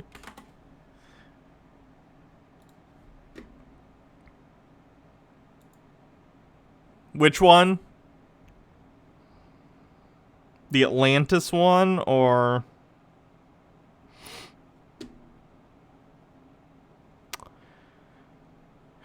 the history is a lie Atlantis? Is he just making fun of? What is this?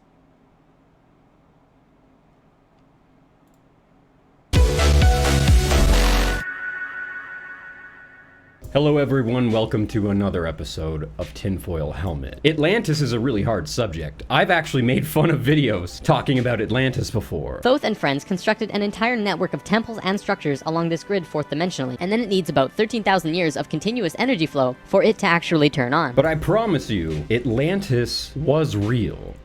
What? No, Greg, no, don't do this. Don't do this, please. I've already lost so much respect for you over the last 6-7 years. Please don't say you believe in Atlantis. Oh no. I'm gonna give you a quick recap, but honestly, you should go back and watch the whole series, if not just the first video. There's a lot I've already set up that I'm not going to go over again. So we've made it this far in the series, we can start to put all this information together, but what does it really mean? I know some of you have come here already knowing what I'm gonna say. I feel like everyone should know this by now. And if you don't know this by now, you got some catching up to do. This is it, everyone. This is the big show. I'm proving Atlantis. Oh God, no. This is gonna be so bad.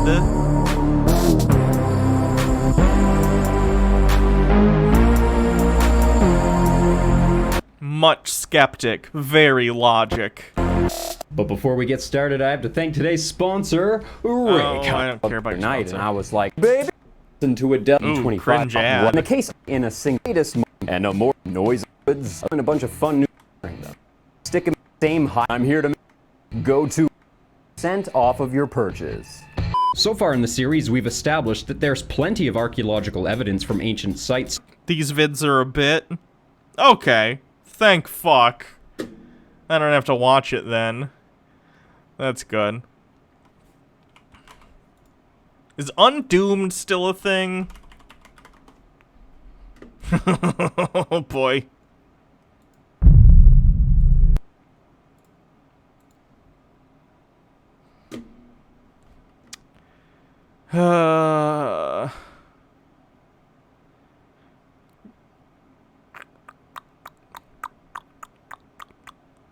Trying to find something interesting from Undoomed.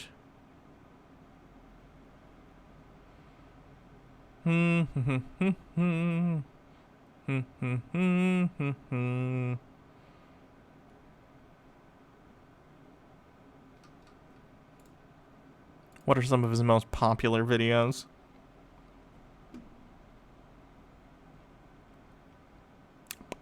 Five years ago, 4 years ago, 4 years ago, wow, all his popular videos are from 4 years ago.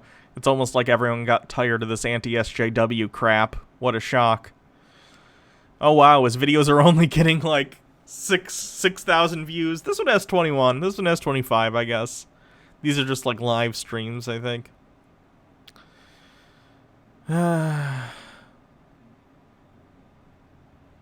Wow, he doesn't do very many actual videos anymore, does he?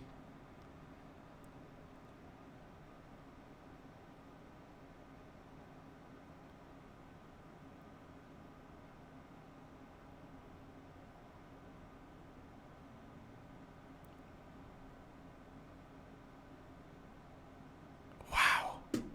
Alright. I guess Undoomed doesn't have anything worth watching for entertainment value. Alright, let's get back to taking my last red pill, Sandman. And here's what he has to say. Hello, Sandman. Since the shutdown of the bars and cinemas, I needed a new form. He probably makes more money streaming. Relatable! Of entertainment. And donating to your videos is a great substitute. Why we hate Greg now? He's done a decent bit of anti-SJW stuff on his channel before.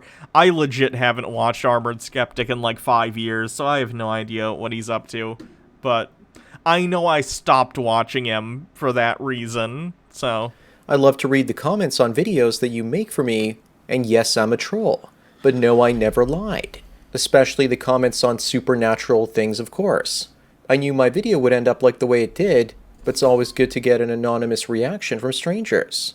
Because in the so-called real world, many people lie, and they just don't want to hurt my feelings or similar crap. And it reminded me that there are possibly a lot of red pills out there I still have yet to discover. I took the one about girls, obviously. Was forced to swallow the one about paranormal stuff. Wait, what? Does he think that there's like a red pill about like believing in ghosts? Does he believe in ghosts and that's a red pill? He's been a red pill about ghosts? I love it. Tried to understand the financial slave market that the Wall Street crowd created, and took the one that slows... I gotta see if he does a video on like being red pilled about ghosts. I just gotta look like up supernatural, I guess. Supernatural.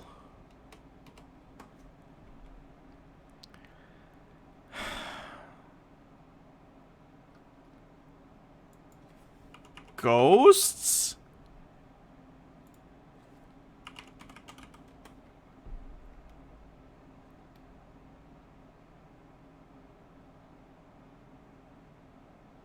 Oh god, I can't find any specific things about ghosts.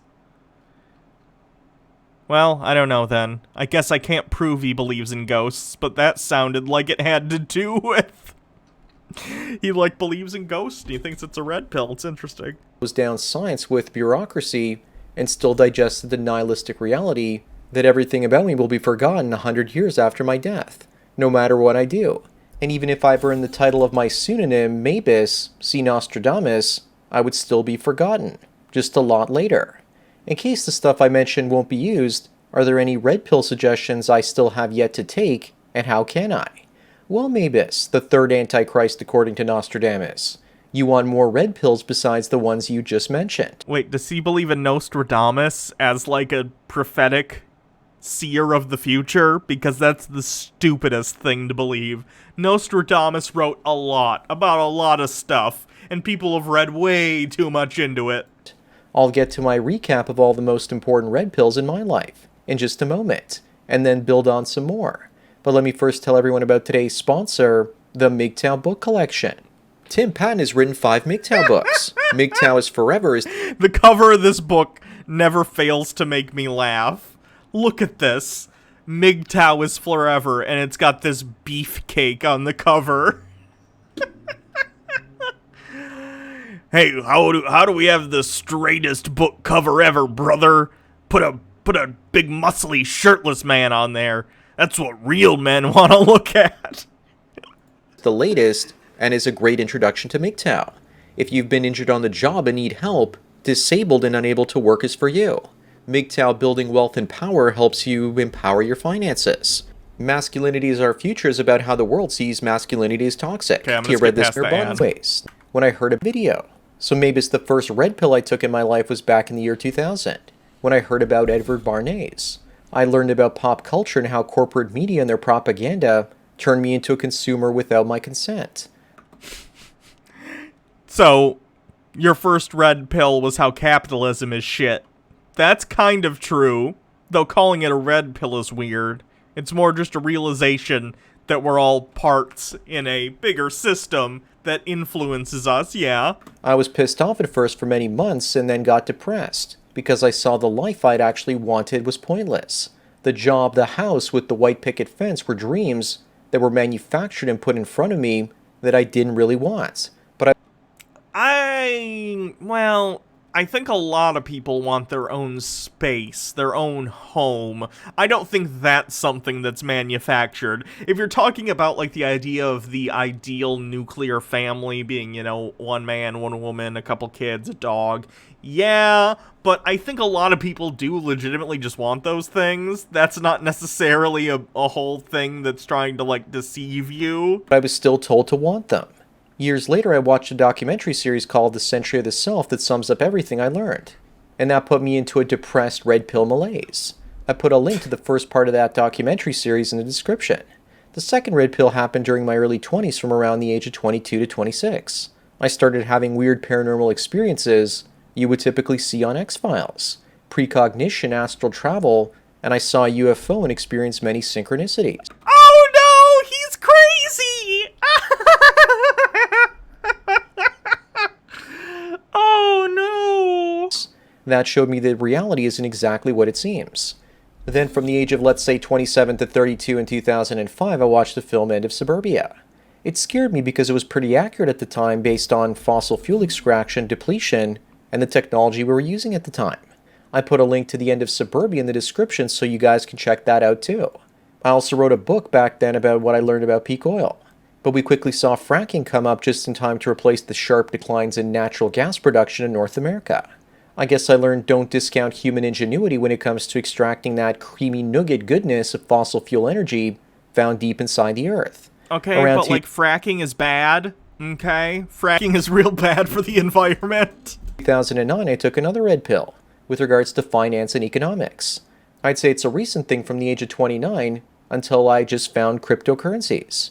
During a potential peak oil crisis, I thought that creating a local currency that would keep people working and the economy running during such a time would be a great idea. And now cryptocurrencies are awful. Do not get involved in them, and I say that as someone who's made money on Bitcoin. But the thing about Bitcoin is, it's a bubble. All cryptocurrency is basically a bubble waiting to burst all the time, and if you get into it, operate on the greater fool model. Basically, buy it assuming that the value might go up a little bit, and then you can sell it to some other idiot and hope that you aren't the one holding the bag when the bubble pops. That's speculation in a nutshell. Bitcoin has become a local global currency. It's better than any local currency because it can't be shut down and controlled in traditional ways. Except you can't buy stuff with it almost anywhere. Some places you can, not most places. Although the Canadian government just began forcing crypto companies and exchanges in this country to start keeping detailed information about their clients. But even still, the red pill here is that central bankers can potentially lose control if they aren't careful and don't regulate crypto. With a bigger and hotter it has the potato? power to Yes, displace many of the functions that traditional forms of currency do. Seeing what the Brave browser is doing, creating what amounts to a public coin offering that replaces initial public stock offerings, shows me how big of a game changer this is. The final red pill I took was obviously MGTOW, from the age of 34 until recently. Of all the red pills I just mentioned, the first one was the toughest because I was depressed. Kathy7407, hey Hannah, I was called Eula May in the course of my phone job this week by a Karen who got angry for God knows what reason. Then someone I told tried to convince me it was a racial slur against white people. I doubt it, but what do you think? I doubt it. I don't know what the heck that means, but it certainly doesn't sound like a racial slur. It just sounds like a weird Karen thing. And felt like my life had no purpose and meaning after that. A red pill moment is supposed to shatter your perception of reality and shatter you to pieces.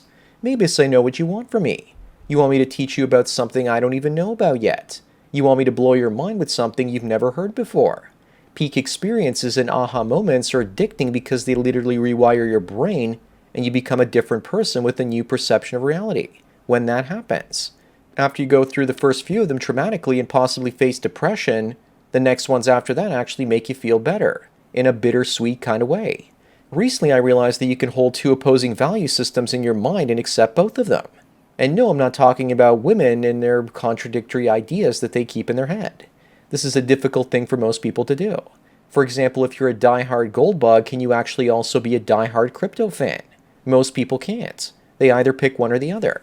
But you can invest in both of them, hedge your bets, and don't fall into the cult of worship over any one investment thesis idea. You can believe two diametrically opposed things at the same time. You don't have to choose one direction or another.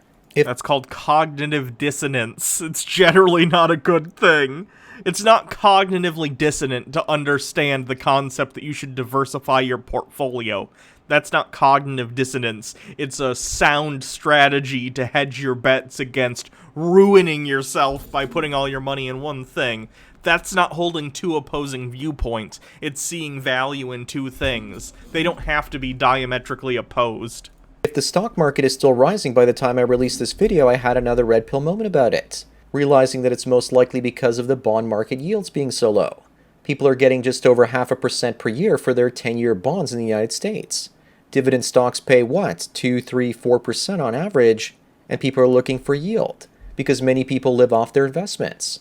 Recently, I opened a double short position on one side, and I went long airlines and cruise ship companies on the other. How could I believe... Oof, when was this? July 19th? Long on airlines and cruise ships is a bold thing to do right now.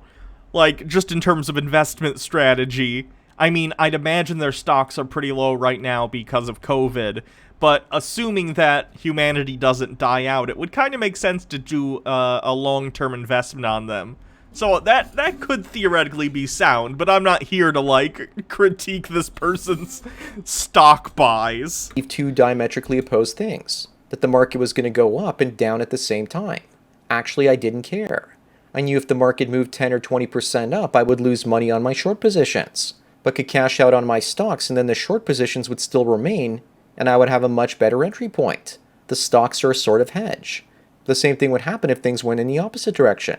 As for having another epiphany moment, learning about some new idea or thing that's actually out there, that might mean doing some work for yourself, maybe.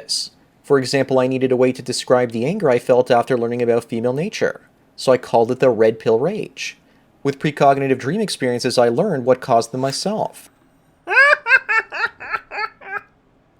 I like that he's just admitting that his entire worldview is partially put into place by dreams that he had that he feels are prophetic. That's quite the assertion. I couldn't find anyone else discussing similar situations with regards to 3200 degrees Kelvin light bulb color temperature setting them off. I guess what I'm trying to say is once you've experienced red pills that others have had to offer, maybe it's a good thing to go out and discover new things and then share your red pills with others. Think for yourself instead of expecting others to force feed you ideas that shatter your perception of reality. Also be careful for what you wish for, because according to T.S. Eliot, humanity cannot... Do you have a link to that video about someone defending lollies? That might be funny. Although, if there are pictures in it, I will have to take the video off this, because obviously gross lolly hentai is not TOS. ...bear too much reality. We're seeing now with the virus and people going nuts, rioting in the streets. What if you learned that this reality is a computer simulation? I feel like there's a lot of evidence for that being a possibility. It wouldn't matter. If reality was a computer simulation, it wouldn't matter. It wouldn't matter at all. You still exist as a human being. You still have thoughts and feelings, whatever that happens to mean. It wouldn't matter. It would not matter in the least. Your life would not be diminished for knowing that. But what if I could conclusively prove that this were a computer simulation? Wouldn't that just make everything I did in this reality completely meaningless? No. Not any more or less than it already is. Because it's just pixels projected on a holodeck, and when life ends it means absolutely nothing. That everything I fought for and learned is an illusion. Okay, but like, when you die, people will forget about you anyway, whether you're made of flesh and blood or pixels, it doesn't matter. Do what you do because it makes you happy and to help other people around you. Like, none of what we do in the real world, whatever it might be made of, matters objectively to the universe. The universe doesn't care. What matters is our relationships to each other and how much we can make the world a better place for those that we share the planet with. Like, that's what matters. Stop trying to measure your life against a ruler or yardstick that is, like, the eternity of time. Because, of course, the universe doesn't care about you. It's not sentient. It's not sapient. We are. We are who matters. And anything I do here on YouTube might not matter because I'm teaching my wisdom out to NPCs that are programmed to react like real people. For many people, that would be taking their last red pill because they would probably get suicidal thoughts, losing all hope, because they would know their children and their parents, and nothing around them was real. So be careful what you wish for and believe in, and how deep you go down the rabbit hole. I sometimes get the feeling that there are certain restrictions being placed on my life from the outside, so that I don't figure out how the simulation works, and then go out showing others what I've learned too, shattering their perception of reality as well. I like that he's just talking about this idea of reality as a simulation with absolutely no evidence to that effect. But he's like, oh yeah, this is my last red pill. This is for sure true. Like what? Based on what? Why do you think that you're living in a simulation? Well, what I do know is that if we were immortal beings, then we would have gone insane after a few thousand years. What? And then the only solution would be to scrub our minds clean and live new lives for distraction and entertainment purposes, instead of going mad. Wait, does he think he's in, like, a holodeck, and he lives in, like, the future, and this is all fake? What? That's wild. He needs to lay off the drugs, holy crap. If I ever figure out what's going on, I'll definitely share with everyone. But if I do, I'll give you guys a fair warning. The biggest red pill I ever learned after MGTOW is that I realized that loverbots and artificial wombs can solve resource scarcity issues, over or under population, free men to enter a second renaissance and turn the world into something truly amazing for hard-working men. But for the lazy sociopathic men, banksters, and women, it would become a dystopian nightmare world, because they wouldn't be able to profit from usury and pussy juice. But if you're anything...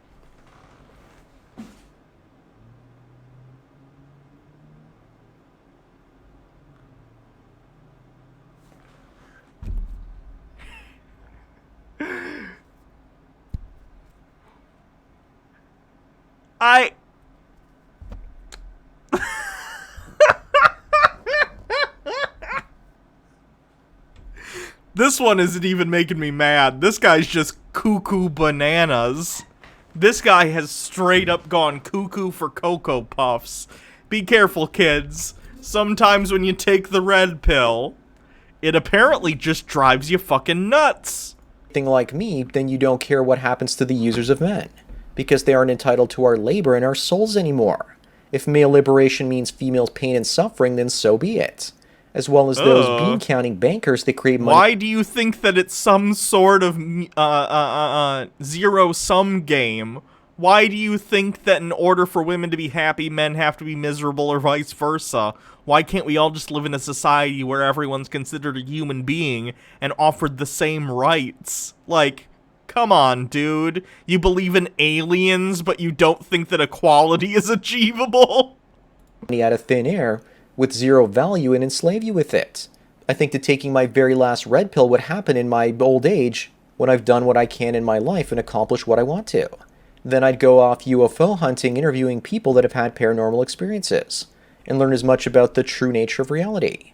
I've already got a big glimpse of that, but immersing myself in that full time would yield some incredible discoveries. And I would share them with everyone online, of course. I'm sure random MGTOW guy, once you go out and start investigating UFOs, you'll crack the case. People have been trying to investigate UFOs for decades, but I'm sure random MGTOW guy who believes he has prophetic dreams and that he lives in a simulation, I'm sure you'll figure it out. Why would it even matter? If you think we live in a simulation, why would you care what a UFO is? Like, you're in a simulation. Why would it matter? Of course. I like to put my analytical mind to that problem because, from my experience, there are a lot of shysters and charlatans in such areas because it's easy to make stuff up and have people believing you. There's that pot, meat, kettle. That old line from Mark Twain when he says that it's easier to lie to people than it is to convince them that they've been lied to. But again, maybe that's me figuring out reality on my own and not waiting for a prepackaged set of easy ideas to be force-fed down my gullet like foie gras. Besides, when you don't discover something yourself, it doesn't have the same meaning or value to you. Stop waiting for the next red pill to show up on your doorstep. Go out there and manufacture your own ones and share them with everyone else. That's also why I wrote a book about peak oil and had a YouTube channel about 10 or 11 years ago. Because I wanted to explore parts of it that others hadn't, and if there ever was a situation where oil becomes scarce, we're going to see a rise of what I'd like to call gasoline gangsters. Think of guys in the Mad Max films, just as the collapse is happening, stealing oil and gas and reselling it in inflated prices to ordinary consumers. I saw what happened when there was artificial scarcity in places like Cuba and former Yugoslavia, after the fall of communism. And that was a pretty massive red pill. But again, those are experiences that I've had. And I've learned that the more personal experiences you have, the more red pills you'll eventually take. Because you'll be able to make connections between the various experiences you've had in your life. I'd say that the most recent red pill I took was also health-wise. I learned about vitamin K2 combined with vitamin D3, and how that's the vitamin that helps prevent heart attacks, and it was taken out of our diet for the most part with industrial agriculture. I no longer get pain in my hands from calcification because of it. Yet the medical establishment can't confirm or deny that it works. The red pill before that one was my own personal extreme experience learning that the human spirit is eternal. Hello, cuddly flower. And you can Welcome actually to the stream. communicate with dead spirits of people that are still alive today. That blew my mind away because I'd never heard about that sort of experience from anyone before. But it was an experience that I had. The tragedy about swallowing red pills... He thinks he talked to the dead? No. This guy legit... He needs to maybe put down the red pill and get a prescription for some antipsychotics. That might help. That you can't share with others because you can't prove it to them is that they'll think you're crazy. But I talk about these sort of things regardless, and there's always someone in the comments section that helps me understand what's actually happening to me, and had similar experiences, and we can enlighten each other further. But enough of my rantings. Anyways, that's it for today. Thanks again to Mavis the Antichrist for the donation and topic. Don't forget to smash the like button the way you want to smash those red pills from the safety of home. Because maybe you don't want to go out there and make your own and share them with others. Bang the bell and check out the MGTOW mystery link. Follow me on BitChute, Twitter, and Facebook to get tomorrow's video today. Subscribe to me on Minds, Gab, and MGTOW.tv to get the video for the day after tomorrow. This channel's been demonetized, so if you want to get back at corporate... That's wild. This guy's legit nuts. It's a shame. God. Someone during the PO unboxing sent a box of, like, German candy and snacks and stuff. And boy, do the Germans love wafers and hazelnut spread. But dang, is it good. Anyway. Let's take a look at this. Oh, God. This guy ranting about lolly. Let me make sure there's no images throughout the video. Looks like it's just him talking. Great. So lolly, for those of you who don't know, is a genre of hentai, that being Japanese manga-styled pornography, that deals in images of people that are drawn as if they are underage. Some of them very underage. It's disgusting. It's basically legal child porn. Like, and this guy's gonna defend it. And here's the thing. At the end of the day, there are no victims of lolly. It is just a drawing. But, if you're into lolly, guess what? You're probably a little bit of a pedo. I'm not saying you're a child molester, but clearly you're into little kids, because you wouldn't be into lolly if you weren't into little kids, okay? Very simple. And a lot of these people will say, like, oh, it's just a drawing. Really, this isn't a child. It's a 3,000-year-old vampire, and it's a drawing. It can't be pedophilia. Okay, well, how about this? If someone draws an image, drawn porn, of bondage, of someone being bound, and it's pornographic, we still classify that as bondage porn. even though it's a drawing, right? For some reason, these people, this is the one thing where they say, no, it's not the thing it is. It's just a drawing. Okay, it's a drawing representing something, though. And the thing that it's representing is what you're attracted to. And that's why you like it. If you're into lolly, it's your own fucking business. I don't want to know about it. I think it's gross. But whatever. But you can't come out and defend it and say, it has nothing to do with pedophilia. Yes, it does. Clearly you're into features that are on children. And I'm sorry if that's the case, and you should probably get some therapy to ensure that you don't act on those urges. But, like, it is what it is, people. If you're into lolly, you're into children, because it's literally a genre of pornography depicting what purports to be children. Anyway, let's hear this guy try and defend this shit. Rants, where I rant about whatever my $15 a month plus patrons want me to rant about. You can get one of these by being one of those. This one's for DT, who says, ignore this if it's too spicy, but this has been on my mind for far too... It's not spicy, it's just gross. There's a difference. Let me subscribe to this guy, and we can add him to the list. If he's talking about lolly, I'm sure he's quite worth taking a look at another time. But yeah, we'll do the lolly thing. Too long. Please rant about how you're not a pedophile despite being a lolicon without resorting to the I only jerk off to fictional children argument. Fictional entities still represent reality, so although being an anime lolicon is not as harmful as being a real pedophile, I don't see how the fundamental psychology differs. Let me be clear. If you're into lolly, you're still a pedophile. Because pedophile literally just means you're attracted to children. I'm not saying you're a child molester because you haven't touched an actual child. But if you're into lolly, you're a pedophile because you are interested in children sexually. That's what that word means. Well, first of all, that is a mischaracterization of what fictional entities are. They do not represent reality. They do. They do, though. Again, if you are into drawn pornographic images of redheads, it means you're into redheads. If you're into drawn depictions of pegging, you're into pegging. If you're into drawn depictions of anthropomorphic animals, you're a furry. Right? These things have meanings. It doesn't matter if it's drawn. It's what that drawing represents to you. Okay? If there is drawn bondage porn, it means you're into bondage. It doesn't necessarily mean you necessarily want to actually bind or be bound in real life, but it certainly means that the concept, at least, turns you on. They represent themselves. Now, when we talk about fiction, we have to understand that fiction is projection.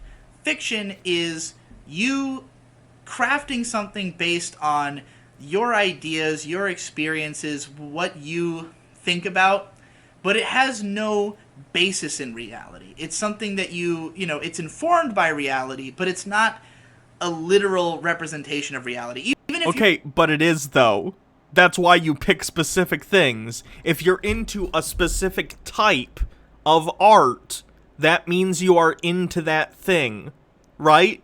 You cannot say to me that you find lolly specifically attractive, but that has no bearing on the fact that it is specifically representing what purports to be underage characters, or what purports to at least look like an underage character.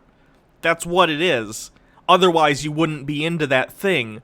Clearly, if you're into this specific genre of lolly, that means you find the fact that they're depicting what appears to be underage characters in a sexualized manner. You find that attractive. That's pedophilia. Again, you can deal with that however you want, but that's what it means. You're like, say, painting a portrait of a person. The portrait isn't the person. But it is a representation of that person. If someone handed me an image of someone, like let's say someone, let's even go for a famous painting, for instance. Let's say someone hands me a copy of the Mona Lisa, and the Mona Lisa gets my engine going, right? I'm like, fuck yeah, Mona Lisa. Give me that weird smile. Yeah, weird no eyebrows, I'm into it. And I just whack it to the Mona Lisa. I do a cum tribute to Leonardo da Vinci's Mona fucking Lisa like you wouldn't believe. That probably means I would be attracted to whoever the Mona Lisa was based on, right? There's some prime clipping material for you folks. The same thing applies here. If you are into Lolly, it's probably because you find the things represented in Lolly attractive. It's a snapshot of a moment as interpreted by you, but it doesn't have that person's qualities. It isn't literally them. It's a representation of them, but it's also a projection based on your interpretation of them. It's not really capturing them. It's not a photograph, it's not a picture of what they objectively are. Okay, but like, it is. It is a representation of the thing that it's representing. Lolly is depictions of underage characters. It just is. Period. There is no way you can get around this. It is. And if you like that, at least in some way, you're a pedophile. It's an interpretation that you have recreated. Now, obviously, if you're jerking off to portraits of little girls, you're probably a pedophile. Yes! End of story! But like, the level of abstraction keeps increasing the more that you dive into imagination as a basis for what you're creating. Okay, if you put, like, little cat ears on the lolly or whatever, I don't know, it's still a fucking child that's being depicted, regardless of if you put fantasy elements in it. Now, real people are not projections. You can project onto a real person and interpret them and believe what you want them to be, but that is not who they are. There is an objective reality of what a person is. They are themselves. They are, the sum total of all the things that happen to them and the literal space occupied by them. Okay, but depictions of them can also be seen as them depending on the context.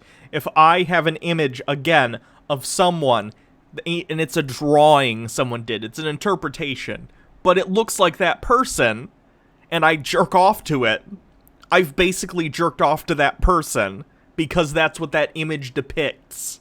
The same thing applies to Lolly. If you jerk off to Lolly, you are a pedophile. And so, it is generally unhealthy to project onto a real person, to make assumptions about who they are or to categorize them in your own mind. They are who they are. So, if you are somebody who's attracted to real-life little girls, you have to be literally attracted to the actual reality of a human being. What? There are people who are pedophiles who look at, like, child pornography. That's not technically the real person. It's an image of them taken by a camera or whatever it happens to be, but they're still a pedophile. The same thing would apply to imaginary images depicting children. Again, that's not a crime, however, and if someone is a pedophile, I'd prefer they use Lolly, I guess, but it doesn't change the fact that it's still pedophilia. But to be attracted to an illustration is to be attracted to an abstract concept, a projection. It can mean... Yeah, sorry, Apollo 8192, I know. Whatever you want it to mean, because it's not a person. It's not based on someone. It's, maybe the person who drew it, projected some idea into art, and then you yourself can project onto that character, and, well... Some would argue that that is, maybe damaging to the artist when we get into, like, death of the author arguments about how, like, Are you really trying to bring up fucking death of the author in regard to Lolly? Jesus. This is a lot of, like, post-hoc justification for him jerking off to images of little girls. All interpretation is fair, but it's not necessarily respectful to the artist to, to project your own feelings onto their work. Not that ultimately matters all that much unless you're going around, like, telling people this is what the art means, and they disagree with you. it's just kind of a dick move, to not at least acknowledge that it's just your interpretation of what the art means. No, it's not. They're drawing little girls and little boys. It's what it is. And I'm sorry, I know this is fucking disturbing, but no, I want to hear this creep be a fucking creep. Like, this shit needs to be talked about, that these people exist. But the point is that it is completely exists only between two minds. It only exists between the mind of the person creating it and the mind of the person interpreting it. There is no actual reality beyond, lines on paper or, Okay, but those lines represent something to you, otherwise you wouldn't be interested in it, right? It clearly means something to you. Pixels on a computer screen, neither of which is, has any rights, I guess. Like, neither of them can be a victim of anything. Okay, that has nothing to do with whether or not you're a pedophile for looking at it. Again, pedophilia. You're just attracted to children. Attraction to something doesn't require a victim for it to be the case. So, I think that a lolicon is somebody, typically, who interprets what they're seeing not necessarily in the same way as, like, being attracted to a real person. Okay, it doesn't matter, though. That's what they're doing. Speaking personally, I don't find little girls attractive. Doubt. You absolutely do, dude. You wouldn't be into lolly if you didn't. I don't even find, like, teenage girls attractive most of the time, unless they're a little old, on the older side of teenage, and look like adults anyways. But it's because when I'm attracted to a person, I'm attracted to the person. I'm attracted to what they, like, how I think they are, and, like, I want to know more about that. I'm not trying to make too many assumptions, because I understand, like, if I were to, say, pursue a sexual relationship with another human being, I would want to know more than what I think based on, like, say, a picture that, again, is just a representation of what they were at one moment, when usually heavily made up and, photoshopped and stuff. But, like, that's, when you're talking to a human that's a human being, there's... Okay, what does this have to do with the fact that you're still jerking it to drawings of little girls? I don't care if you don't find little girls to be relationship material or whatever sick fucking shit you're talking about. You're still masturbating to pictures depicting what appears to be children. That is pedophilia by definition. There's there's an objective reality that you have to confront when it comes to art. I didn't even notice. This is apparently a video where we're wearing stupid glasses, so I'll wear my stupid steampunk glasses from D&D. It basically, you're just making shit up. You can just believe whatever you want to believe about the piece of art. It's why we can have, like, 500-year-old lolly vampire, because... No. That's an excuse. That's you being like, oh, they're actually not really a child. They're 500 years old. No, they're not. Do they look 500 years old? No one knows what a 500-year-old looks like. They're depicted like a child. Random invite with 50 bits. I don't think your glasses are stupid, though. Well, thank you. I appreciate that. That's what it is, and that is what you're attracted to. You're not attracted to the fact that it looks like a little girl. You're attracted to the idea of 500-year-old vampire that has this type of body. And okay, that's the point. This type of body is a child's body. If you were just attracted to, like, a 500-year-old vampire, you could do the Twilight thing and have it be more or less an adult that's 500 years old. A better example would probably be, like, Interview with a Vampire with Tom Cruise and Brad Pitt, right?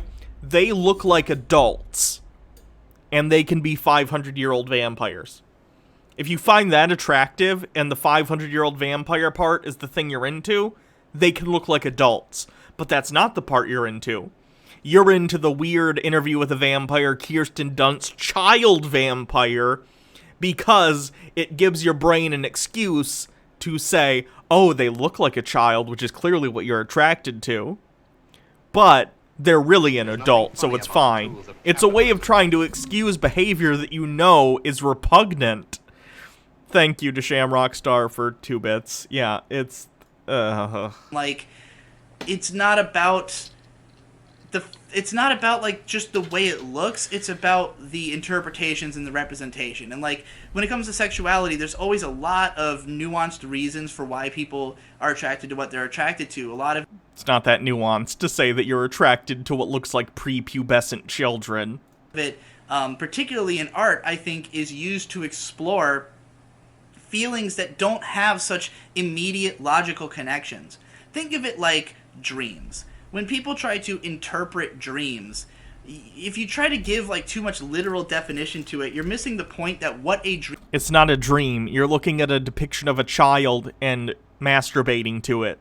It's very simple. You're complicating this way further than it is. It's not that complicated. Is just your brain taking all of the stuff that's inside of it and just organizing it, trying to make sense of it, and it doesn't have like a concrete meaning, because it's not a story being crafted with intent and purpose. It's just a bunch of fucking images flying around your brain as your brain tries to organize itself, and you as an observer to it are just left to go like, what the fuck is going on? Because this doesn't resemble reality. It doesn't follow the same logic.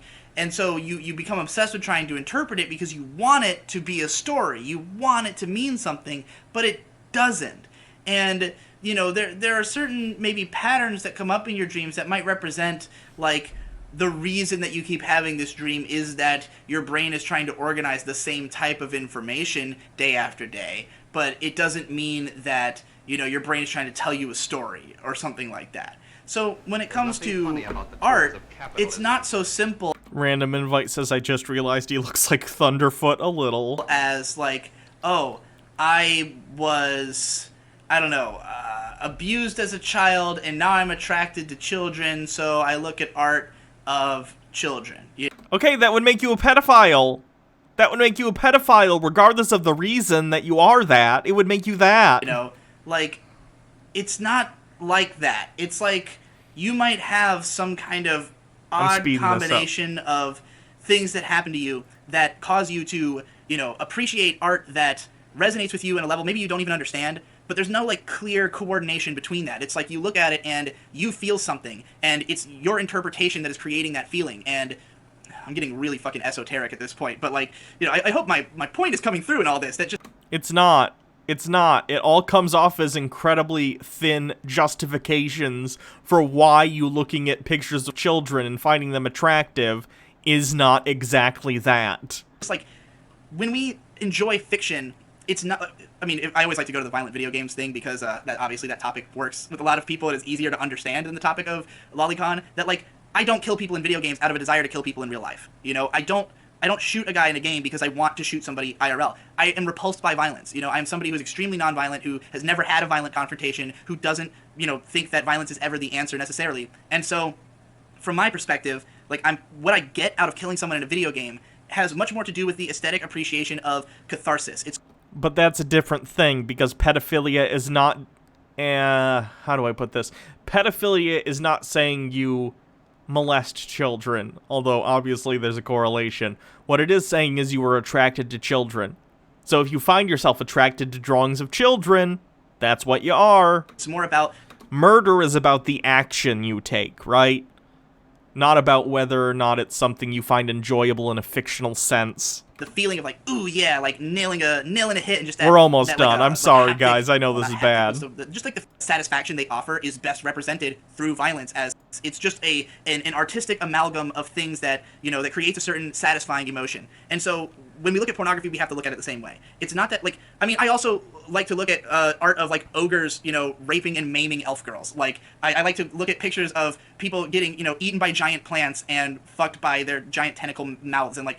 Okay, but if you are into that, then you would be into vor, right? You would still say you're into that because it's what you're into, even if it's not something that you can do in real life.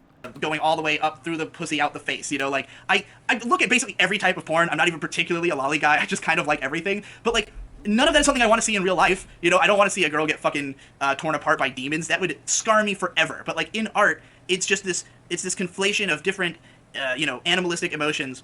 In you know, each piece of art, I would probably have to look at a piece and, like, if I enjoyed it, tell you what I personally think I'm getting out of it in order to really make you understand, you know, on a case-by-case basis. But yeah, I just don't think that any of it really reflects reality. Now, am I saying that there is no such thing as pedophiles who are just using lolly art as a way to masturbate to something that looks like a little girl guilt-free? No, I'm not saying that. There's absolutely people doing that. But if you think that that is the only reason anyone would do it, you just don't understand art. That's a bold take. If you don't understand why I'm into lolly, you don't understand art. Ew, no, stop. Please stop. Please stop.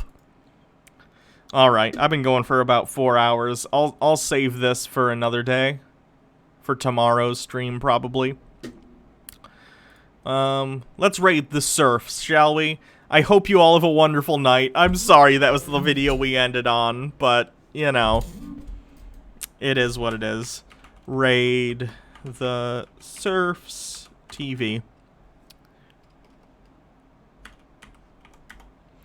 So thank you, everyone. I hope you have a wonderful night. I'll be back tomorrow, and we won't be doing any more gross lolly stuff. It might be a wheel stream. I don't know. We'll figure it out tomorrow.